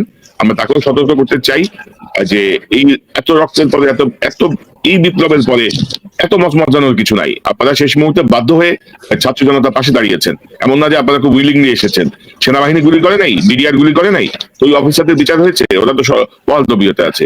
এই ওবায়দুল কাদেরকে যে আশ্রয় দিয়েছে যশোরের জিওসি মাহবুব, তাকে প্রাইস পোস্টিং দেওয়া হয়েছে, সে ঢাকায় অনেক আরো ভালো প্রতিষ্ঠানে টাকা পয়সার জায়গায় বসে আছে। তো এগুলো আসলে ছাড় দেওয়ার কোনো যুক্তিসঙ্গত কারণ নাই। শরীফ ওসমান হাদি, সর্বশেষ কি করণীয় এই মুহূর্তে? 1 মিনিট আপনি এই যদি আমাদেরকে বলেন। প্লিজ, আমি আসলে একটি কথাই এই প্ল্যাটফর্ম থেকে বলতে চাই, এটি যদি মাননীয় উপদেষ্টা বরাবর পৌঁছায় তাহলে সেটাই আমাদের জন্য মানে ভালো হবে। সেটা হচ্ছে এই মুহূর্তে এখন যেভাবে চলছে, আপনি নিজেও বলছিলেন যে উপদেষ্টাদেরকে আবার নতুন করে নেওয়ার চিন্তা হচ্ছে, সবগুলো মানে বয়স্ক মানুষ যে দুর্নীতি আসলে আমাদের কোনো বিদ্বেষ নাই। আমাদের প্রবলেমটা হলো আমাদের কি হবে জীবনের এই চিন্তা তো তাদের নাই, তাদের তো কোনো ক্ষতি হবে না। দেখেন, এর আগে আওয়ামী লীগ একটা ফিল্টারিং ব্যবস্থা করেছিল জাফর ইকবালের মাধ্যমে। সেটা হলো কি, এই ফিল্টার থেকে পাস করলে তার সব সাবস্ক্রিন মাফ হয়ে যাবে, আর এই ফিল্টারে যদি আটকে যায় তাহলে মানে তাকে ধরা হবে। নতুন বাংলাদেশের ফিল্টারিংটা হবে এই জনমানুষের যে নতুন বিপ্লব। এই বিপ্লব যদি ব্যর্থ হতো তাহলে কারা ক্ষতিগ্রস্ত হতো, তাদের জীবন নাশ হয়ে যেত, তারা নতুন বাংলাদেশ নেতৃত্ব দিবেন। আর এই বিপ্লব যদি আগের ফ্যাসিস্ট সরকার থেকে যেত তাহলে এখন তারা সুবিধা প্রাপ্ত হতো। সুতরাং তারা নতুন বাংলাদেশে সব থেকে বড় মানে জবাবদিহিতার শিকার হবে, এটাই ব্যাপার, আর কোনো ব্যাপার নাই। এখন আমি যেটা বলতে চাই, আমি এটা ইনকিলাব মঞ্চ আমরা বারবার একটা হোমওয়ার্ক করেছি, আপনাদেরকেও জানানোর চেষ্টা করেছি যে আমরা পলিটিক্যাল পার্টিগুলোর সাথে একটা মেসেজ পৌঁছানোর চেষ্টা করেছিলাম। দেখেন, বিএনপি বিভিন্ন জায়গায় দখল করছে, আওয়ামী লীগ কি যা যা করেছে বিএনপি সেগুলোই করবার চেষ্টা করছে, আবার বিএনপির হাইকমান্ড কন্ট্রোল করবার চেষ্টা করছে। এগুলো একটা দিকে সত্য, এগুলো ডিনাই করার কিছু নাই। এর বাহিরেও এই পুরো আন্দোলনে পলিটিক্যাল পার্টি হিসেবে বিএনপির যেই বড় ত্যাগ, আপনি বিএনপিকে তো স্টেক দিতে হবে। বর্তমান সরকারের সব থেকে বড় ক্রাইসিস আমি যেটা মনে করি, এই যে বিএনপিকে সে আস্থায় আনতে পারছে না, ধরেন বিএনপি যদি তাকে হেল্প না করে, আপনারা একটা খেয়াল করবেন, প্রথম দিকে কিন্তু বিএনপি বলেছিল এই সরকারকে তারা 2 বছর সংস্কারের জন্য সময় দিতে চায়, কিন্তু গত 1 সপ্তাহ ধরে বিএনপি সকল নেতা কিন্তু নির্বাচন করছে। আমার মনে হয় গত পরশু আসিফ নজরুল স্যার উনি চ্যানেল আইতে একটি ইন্টারভিউতে বলেছেন বা টকশোতে বলেছেন যে ওনারা আগামী বছরে নির্বাচন করতে চান, এরকম আমার ধারণা। এটা উনি বিএনপিকে একটা বুঝ দেওয়ার জন্য বলেছেন বা বিএনপিকে একটু মানে কুল ডাউন করার জন্য বলেছেন। আমি যেটা বলি, দেখেন সর্বপ্রথম কাজ হলো পলিটিক্যাল পার্টিগুলোকে আস্থায় আনতে হবে এই সরকারকে। এখন বলেন বিএনপি তো অনেক প্রবলেম আছে, চাঁদাবাজি যা করছে এগুলো তো সত্যই, এর সাথে বড় প্রবলেম হলো বিএনপি যদি সরকারকে হেল্প না করে লোকালি, এই সরকার কিভাবে টিকে থাকবে? বিএনপি কিন্তু আস্থায় আনতে হবে। এখন বিএনপি আস্থায় কিভাবে থাকবে? তারেক রহমান সাহেবের বিরুদ্ধে এতগুলো মামলা এই সরকার অ্যাটলিস্ট করতে পারতো। দেখেন হাবি জাবি কতগুলো কমিটি সে করছে, কিন্তু একটা কমিটি সে করতে পারতো না যে তারেক রহমান সাহেব থেকে শুরু করে মোস্ট সিনিয়র যে পলিটিক্যাল লিডাররা আছে তাদের বিরুদ্ধে যে মামলাগুলো হয়েছে এই মামলাগুলো রিভিউ করা শুরু হোক, সেখানে ওই দলের পক্ষ থেকে অ্যাডভোকেট থাকবে, সরকারের পক্ষ থেকে অ্যাডভোকেট থাকবে, তারা রিভিউ করে দেন বলবে যে ঠিক আছে এটা খারিজ করা যায়। তো বিএনপি দেখছে কি যে এখন পর্যন্ত তারেক রহমান সাহেবের মামলাগুলো নিয়েও তাদের কোনো কথা নাই, তারা তাদের মামলাগুলো প্রত্যাহার করছে না। এই 1 বছর পরে 6 মাস পরে এই মামলাগুলো যে আবার অ্যাক্টিভ হবে না এবং তারেক রহমান সাহেবকে আবার দেশে আসলে অ্যারেস্ট করা হবে না, সেই গ্যারান্টি তারা কোথায় পাচ্ছে? বিএনপির তো ভীত হওয়ার কারণই আছে, কারণ আজকে যদি এই সরকার ফেল করে পলিটিক্যাল পার্টি হিসেবে সবথেকে বড় ভিক্টিম হবে বিএনপি এবং জামাত, এবং আমরা ছাত্র জনতা অবশ্যই। সেই হিসেবে আমি যেটা চাই এই সরকারের এখন সবচেয়ে, এবং আমার একটা লাস্ট মিনিটের কথা, একটি জাতীয় সরকার আপনি বলেন, অন্তর্ভুক্তিমূলক সরকার বলেন, যা বলেন এই সরকারকে এখন সেটা করতে হবে। সেটার ফর্মুলাটা কেমন হতে পারে? সেটার ফর্মুলাটা হতে পারে বর্তমান ইউনূস সাহেব প্রধান উপদেষ্টা উনি রাষ্ট্রপতি হিসেবে দায়িত্ব গ্রহণ করবেন এবং বিএনপি জামাত থেকে শুরু করে ছাত্র জনতা, নাগরিক কমিটি, এই যত ছাত্র জনতা অংশগ্রহণ করেছে প্রত্যেক স্টেক হোল্ডারদেরকে সাথে নিয়ে তিনি একটি মন্ত্রিসভা হোক যে কাউন্সিল নাম দিয়ে তিনি একটি সরকার গঠন করবেন। এই সরকারের প্রধান একমাত্র কাজ হবে আগামী 2 বছর লাগুক 3 বছর লাগুক সবাই মিলে নতুন একটি সংবিধান তৈরি করা। আই রিপিট, কোন সংবিধান পুনর্লিখন নয়, কোন সংবিধান সংস্কার নয়, নতুন বাংলাদেশের রক্তের বিনিময়ে যে নতুন বাংলাদেশ এসেছে নতুন সংবিধান গঠন করবে। প্রয়োজনে সেই সংবিধানের জন্য সারা দেশে 300 আসনে শুধু সংবিধান প্রণয়ন করবার জন্য, আজকে হাসনা খুব ভালো করে এটা বলেছে, অ্যাড্রেস করেছে, আমাদের যে সংবিধান 72 দেওয়া হয়েছিল তারা কি বাংলাদেশের সংবিধান রচনা করার জন্য নির্বাচিত হয়েছিল? তারা তো পাকিস্তান রাষ্ট্রের জন্য নির্বাচিত হয়েছিল। সুতরাং বাংলাদেশের সংবিধান রচনা করার জন্য প্রয়োজনে একটি ভোট দেওয়া হোক। তারা 1 বছর বা 2 বছর মেয়াদে এসে একদম ইউনিয়ন পর্যায় থেকে শুরু করে জাতীয় পর্যায়ে মানুষের গণশুনানি করবে, মানুষের অভিপ্রায় শুনবে এবং জনগণের আকাঙ্ক্ষার একটি সংবিধান রচনা করে সেই সংবিধানকে অ্যাক্টিভ করে তারা সকলে আবার পদত্যাগ করবে। দেন সেই সংবিধানের আলোকে নতুন সরকার গঠনের জন্য বাংলাদেশের ইতিহাসের শ্রেষ্ঠ নির্বাচন হবে, যেটা 73-এর মতো 72-এর মতো কোনো নির্বাচন হবে না। এটাই আমি মনে করি একমাত্র এখন করণীয়। সুতরাং আমি যদি এক লাইনে সামারি বলতে চাই, অবিলম্বে ডক্টর ইউনূস সাহেবকে রাষ্ট্রপতির ক্ষমতা গ্রহণ করতে হবে, বিএনপি জামাত থেকে শুরু করে সকলকে বুঝিয়ে কনভিন্স করে একটি জাতীয় সরকার গঠন করতে হবে ছাত্র জনতা সকলকে সাথে নিয়ে। এই জাতীয় সরকারের প্রথম কাজ হবে একটি সংবিধান গঠন করা নতুন বাংলাদেশের জন্য। 15টা 16টা কোনো কমিটি করার দরকার নাই এবং সেইটার জন্য প্রয়োজন নির্বাচন হবে। সেই নির্বাচন কমিটি সংবিধান রচনা করে তারা পদত্যাগ করবে, সেই সংবিধানের আলোকে নতুন বাংলাদেশে নির্বাচন হবে। বিএনপি জামাত যত নাগরিক কমিটি আছে সকলে মিলে ইলেকশন করবে এবং সেই বাংলাদেশ প্রকৃত অর্থে নতুন বিপ্লবে নতুন জন আকাঙ্ক্ষার বাংলাদেশ হবে। এটাই আমাদের দাবি। জি ধন্যবাদ। ধন্যবাদ জনাব আখতার হোসেন, আপনার 1 মিনিট সর্বশেষ মন্তব্য শুনি 1 মিনিটের মধ্যে। আচ্ছা ভাই আনমিউট করতে হবে, আনমিউট। জি হাসিনা বাংলাদেশ থেকে বিদায় নিয়েছে, কিন্তু ফেসিবাদ থেকে এখন পর্যন্ত বাংলাদেশ থেকে বিদায় নেয়নি। এর প্রমাণ আমাদের বক্তব্যগুলোতে ছিলেন, সবাই এটা বলছে যে আমাদের জুডিশিয়ারি, আমাদের সচিবালয়, পুলিশ প্রশাসন, সাংস্কৃতিক অনুদান প্রত্যেকটা জায়গায় আওয়ামী ফেসিবাদের দোষররা এখন পর্যন্ত হয়ে গেছে। এখন আমাদের লড়াই হচ্ছে এই আওয়ামী ফেসিবাদের দোষর মুক্ত করা সবগুলো প্রতিষ্ঠানকে, সবগুলো জায়গাতে। সেই লক্ষ্যে ছাত্র এবং নাগরিক আমরা যারা আছি আমাদের মাঠের প্রেজেন্স সব থেকে জরুরি।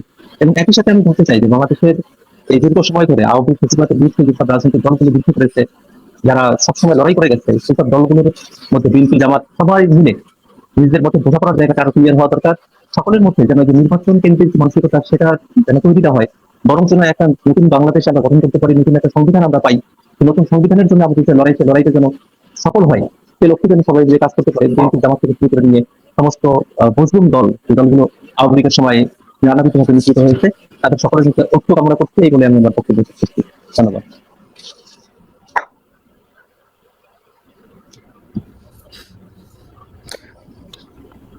আক্তার ভাই, মাসুম মাহবুব আপনার সর্বশেষ মন্তব্যটা শুনি। ভাই আমি আপনার পুরো অনুষ্ঠানে যে বক্তব্যগুলো শুনলাম বা আপনি যেভাবে কথা বলছেন, আমার একটা মনে হচ্ছে আমরা সরকারের চালক কাজের বিষয়গুলো সংস্কারের উদ্দেশ্যে সমালোচনা করছি। মূলত এটা সরকারকে দোষারোপ করার জন্য করছি না। এখানে যারা বসে আছেন প্রত্যেকেই 2024-এর এই নতুন স্বাধীনতা লড়াইতে ভূমিকা পালন করেছেন। আমরা বিশ্বাস করি যে আমাদের এই সরকার যদি ভালো কাজ করে আমাদের আগামী বাংলাদেশটা সুন্দর হবে। এবং ইলিয়াস দুটো প্রস্তাব তুলে ধরেছে বিডিআর এবং একটা গণমাধ্যমের কথা উল্লেখ করে। আমি এটুকু বুঝতে পারছি যে স্বেচ্ছায় আসলে অনেক কিছু সম্ভব না, আমাদের অনেক কিছু হয়তোবা বুঝতেই পারছেন ভূমিকা পালন করতে হবে, আমাদেরকে ঐক্যবদ্ধ হতে হবে। আমরা অনেকেই পিছনে পড়ে আছি, সেই জায়গাটা আমাদের ভূমিকা পালন করতে হবে।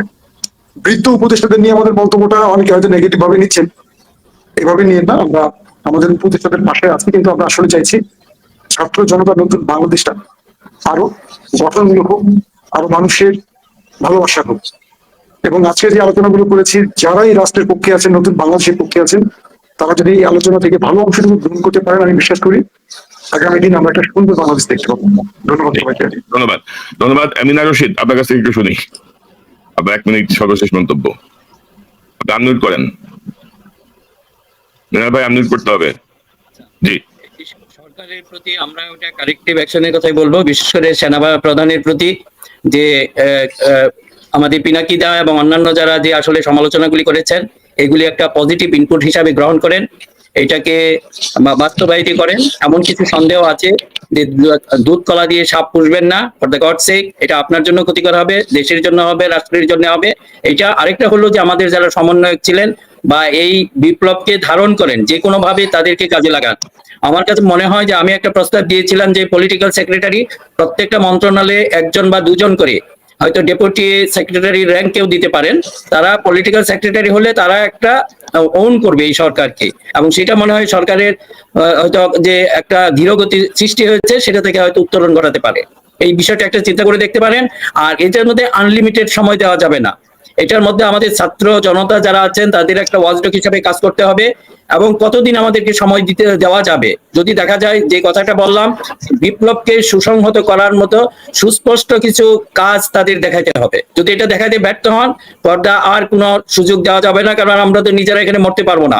আপনাদেরকে অলরেডি অনেক সুযোগ দেওয়া হয়েছে, সামনে হয়তো আমি ছাত্র জনতা বা যারা এখানে আছেন তাদেরকে বলবো আপনারা বসে একটা সিদ্ধান্ত নেন।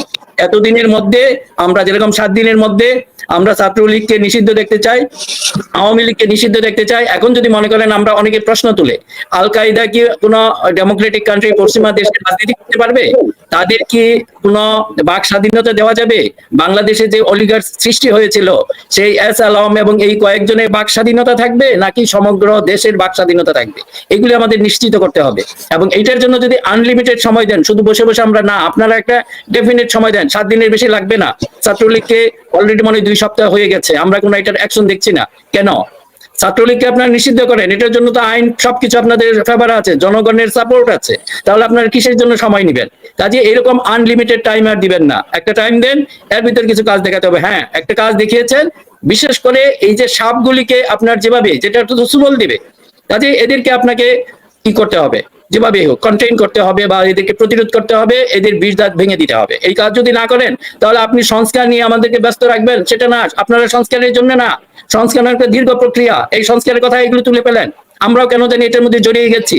আমরা তো এটা অবজার্ভ করতেছি যে আপনি সংস্কার, এখন কিসের সংস্কার? এখন এই সংস্কার একটা দীর্ঘ প্রক্রিয়াই হতে পারে। আপনারা জাস্ট শুরু করবেন, প্রথম কাজটা করেন। প্রথম কাজটা হলো এই বিপ্লবকে সুসংহত করেন, সাপগুলি ঘরের বিভিন্ন জায়গায় ঢুকে গেছে, এগুলিকে বন্ধ করেন, বিভিন্ন জায়গায় এদেরকে প্রতিরোধ করেন। এটাই ভাই আমার শেষ। ধন্যবাদ। ধন্যবাদ মিনার রশিদ। কর্নেল হাসিন, আপনার কাছ থেকে শেষ মন্তব্য। আমি জানি যে আপনি গুম নিয়ে কাজ করছেন, বিডিআর নিয়ে কাজ করছেন, সেনাবাহিনীকে ভেতরে যে দুর্বৃত্তরা বসে আছে, আওয়ামী দুর্বৃত্ত, হাসিনার সুযোগ পেয়ে পেয়ে যারা পরিপুষ্ট হয়েছে, তারাও এখনো বসে আছে, তারাও এখনো বিভিন্ন রকম ভাবে নানা রকম সমস্যা তৈরি করছে। তো সার্বিকভাবে আজকের এই আলোচনা এবং আপনার কাছ থেকে আমরা সর্বশেষ আপনার মন্তব্যটা শুনতে চাই, এটা শুনে আমরা অনুষ্ঠান শেষ করবো। ভাই, এখনো সেনাবাহিনীর মধ্যে সে আওয়ামী চেতনা রয়ে গেছে, সেই বিশিষ্ট ব্যক্তিদের মূর্তিগুলি আছে। আমি চাই ব্যক্তিগতভাবে সেই মূর্তির বোরখাগুলি খুলে আমাদের সৈনিক ইউনিফর্ম পরে মাথায় টুপি লাগিয়ে, আর ওই আমাদের প্রতিটা ইউনিট ব্যান্ড আছে, ব্যান্ড বাজাবে, আর কোঠা দিয়ে সেই মূর্তিগুলি ভাঙতে হবে। এটা হলো আমাদের সেনাবাহিনীকে সাইজ করার জন্য, বা তাতে মতিভ্রম যে হয়েছিল সেখানে ফিরে আসার জন্য।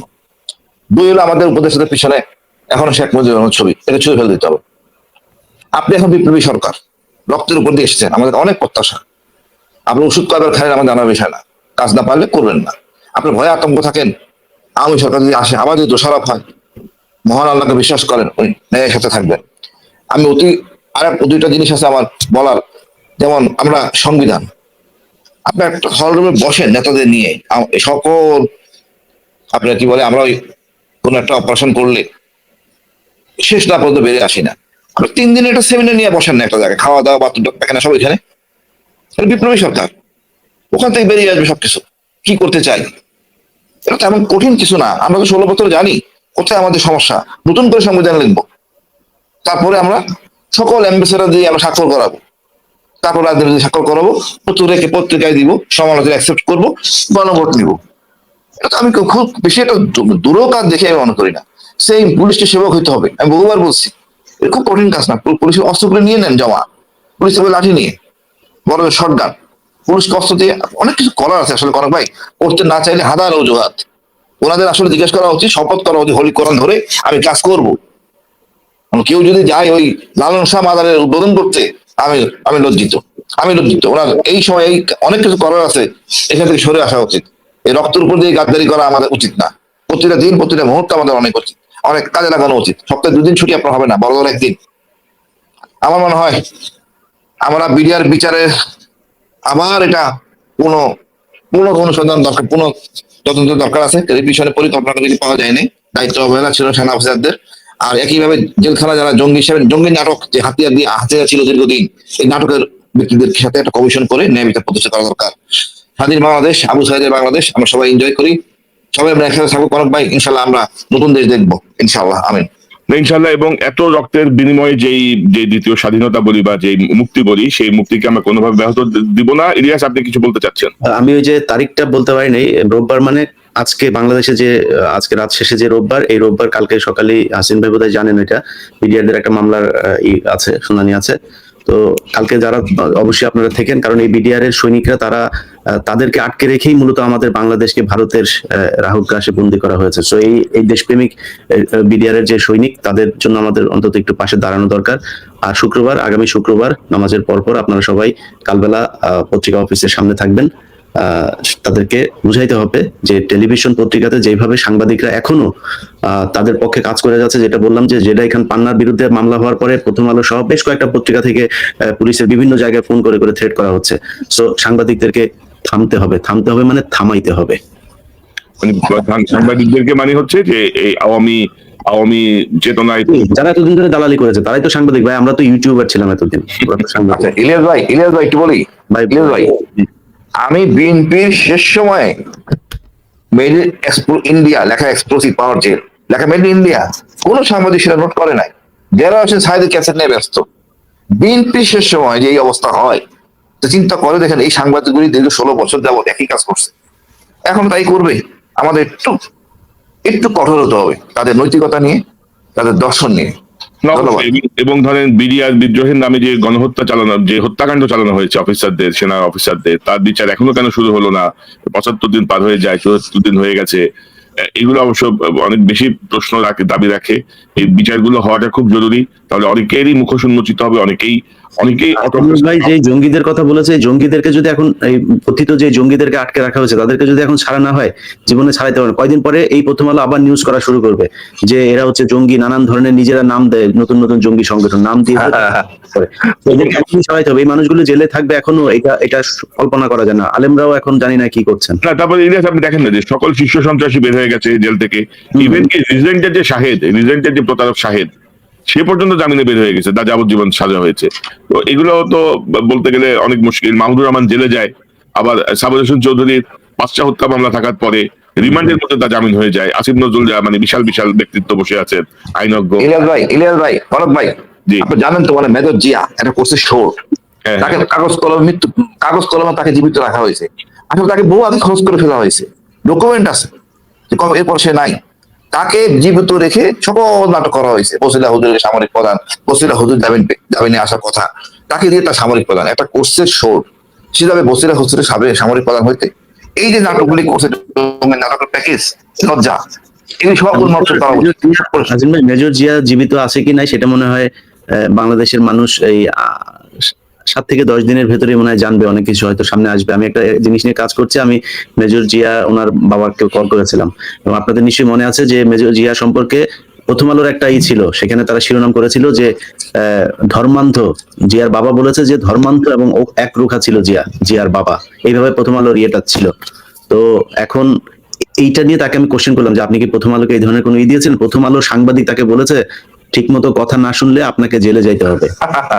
চিন্তা করেন, আমার কাছে আমি নিউজ করছি। জিয়ার মিসেসকে বুঝাইতে পারি নাই আসেন গুম কমিশনে, মানে ওনারা বুঝতে চান না, ওই যে ওনারা খুশি হ্যাঁ কি বেঁচে তো আছে বলে জঙ্গি আক্রমণ করতেছে, উনি যে আহত আছে কিনা 25শে ডিসেম্বর 11 সালে পরে সে মিসিং। রাষ্ট্রের দায়িত্ব, সেনাবাহিনীর দায়িত্ব, সেনাবাহিনীর পাসপোর্ট কোথায় যাবে সে? ফাইলেমে করতে পারে কেমন সেনাবাহিনী? না ওইটাই, এখন ধরেন এইসব জায়গায় আসলে এই তত্ত্বাবধায়ক সরকারের কোনো খবর নাই, পলিথিন নিয়ে ব্যস্ত, হর্ন নিয়ে ব্যস্ত, বাধা নিয়ন্ত্রণ। এক রাস্তায় ঠেলা গাড়ি চলে, ভ্যান চলে, অটো চলে, কার চলে, বলে হর্ন চলবে না। হর্ন ছাড়া গাড়ি চলবে কেন ঢাকা শহরে? আজও চিড়িয়া, আমি কিছুই বুঝি না। মানে আজকের দিনের সবচেয়ে সুখের ব্যাপারটা হলো যে আমরা সবাই মন খুলে কথা বলতে পারতেছি। এই বিপ্লবটা এটাই আসলে স্বাধীনতা। ঠিক, কিন্তু আবার ধরেন এখানে ব্যাপারও আছে, এখনো ধরেন কিছু নিয়ন্ত্রণ আছে, এখনো কেউ আওয়ামী ঘরানা যখন নিয়ন্ত্রণ করে, পত্রিকার মালিক যখন চায় না বা সম্পাদক যখন চায় না, তখন অনেক কথাই সঠিকভাবে আসে না। তো আপনাদের সবাইকে ধন্যবাদ জানাচ্ছি আজকে আলোচনা অংশ নেওয়ার জন্য। আগামী রবিবার আমরা আবারও হয়তো জোটবদ্ধভাবে বসবো, আরো অনেকেই যোগ দিবেন আমরা আশা করি। আপনাদের অসংখ্য ধন্যবাদ। আশা করি আমাদের সরকারে যারা আছেন এই মুহূর্তে তারা এই আলোচনাগুলো শুনবেন, তাহলে আপনারা আপনাদের রাষ্ট্র পরিচালনায় গুরুত্বপূর্ণ ভূমিকা রাখতে পারবেন। সবাইকে ধন্যবাদ। অসংখ্য ধন্যবাদ ভাই। দর্শক, এতক্ষণ যারা এই অনুষ্ঠান শুনলেন নিশ্চয়ই আপনারা এই আলোচনার মর্মার্থ উপলব্ধি করতে সক্ষম হবেন। আমরা খুশি হব সরকারের সঙ্গে যারা যুক্ত আছেন তারা যদি এই আলোচনার মর্মার্থ বুঝতে পারেন এবং সে অনুযায়ী এক করেন। ফ্যাসিস্ট পিশাচ হাসিনাকে আমরা 2 পয়সার পাত্তা দিই নাই, তার যে কোনো কার্যক্রমকে আমরা তুলে ধরতে ন্যূনতম দ্বিধা করি নাই। আমাদের ছাত্র জনতা এই হাসিনার পুলিশ সেনাবাহিনীর অস্ত্রের সামনে বুক পেতে দিতে দ্বিধা করে নাই। তো এত কিছুর পরে সরকার ক্ষমতায়, তাদেরকে জনগণের মতো করে কাজ করতে হবে, পণ্ডিতি করলে হবে না, কোনো পণ্ডিতকে ছাড় দেওয়া হবে না। জনগণের পক্ষে কাজ করছেন কিনা সেটি দেখা হবে, বিপ্লবের চেতনাকে ধারণ করছেন কিনা সেটি আমরা দেখতে চাই।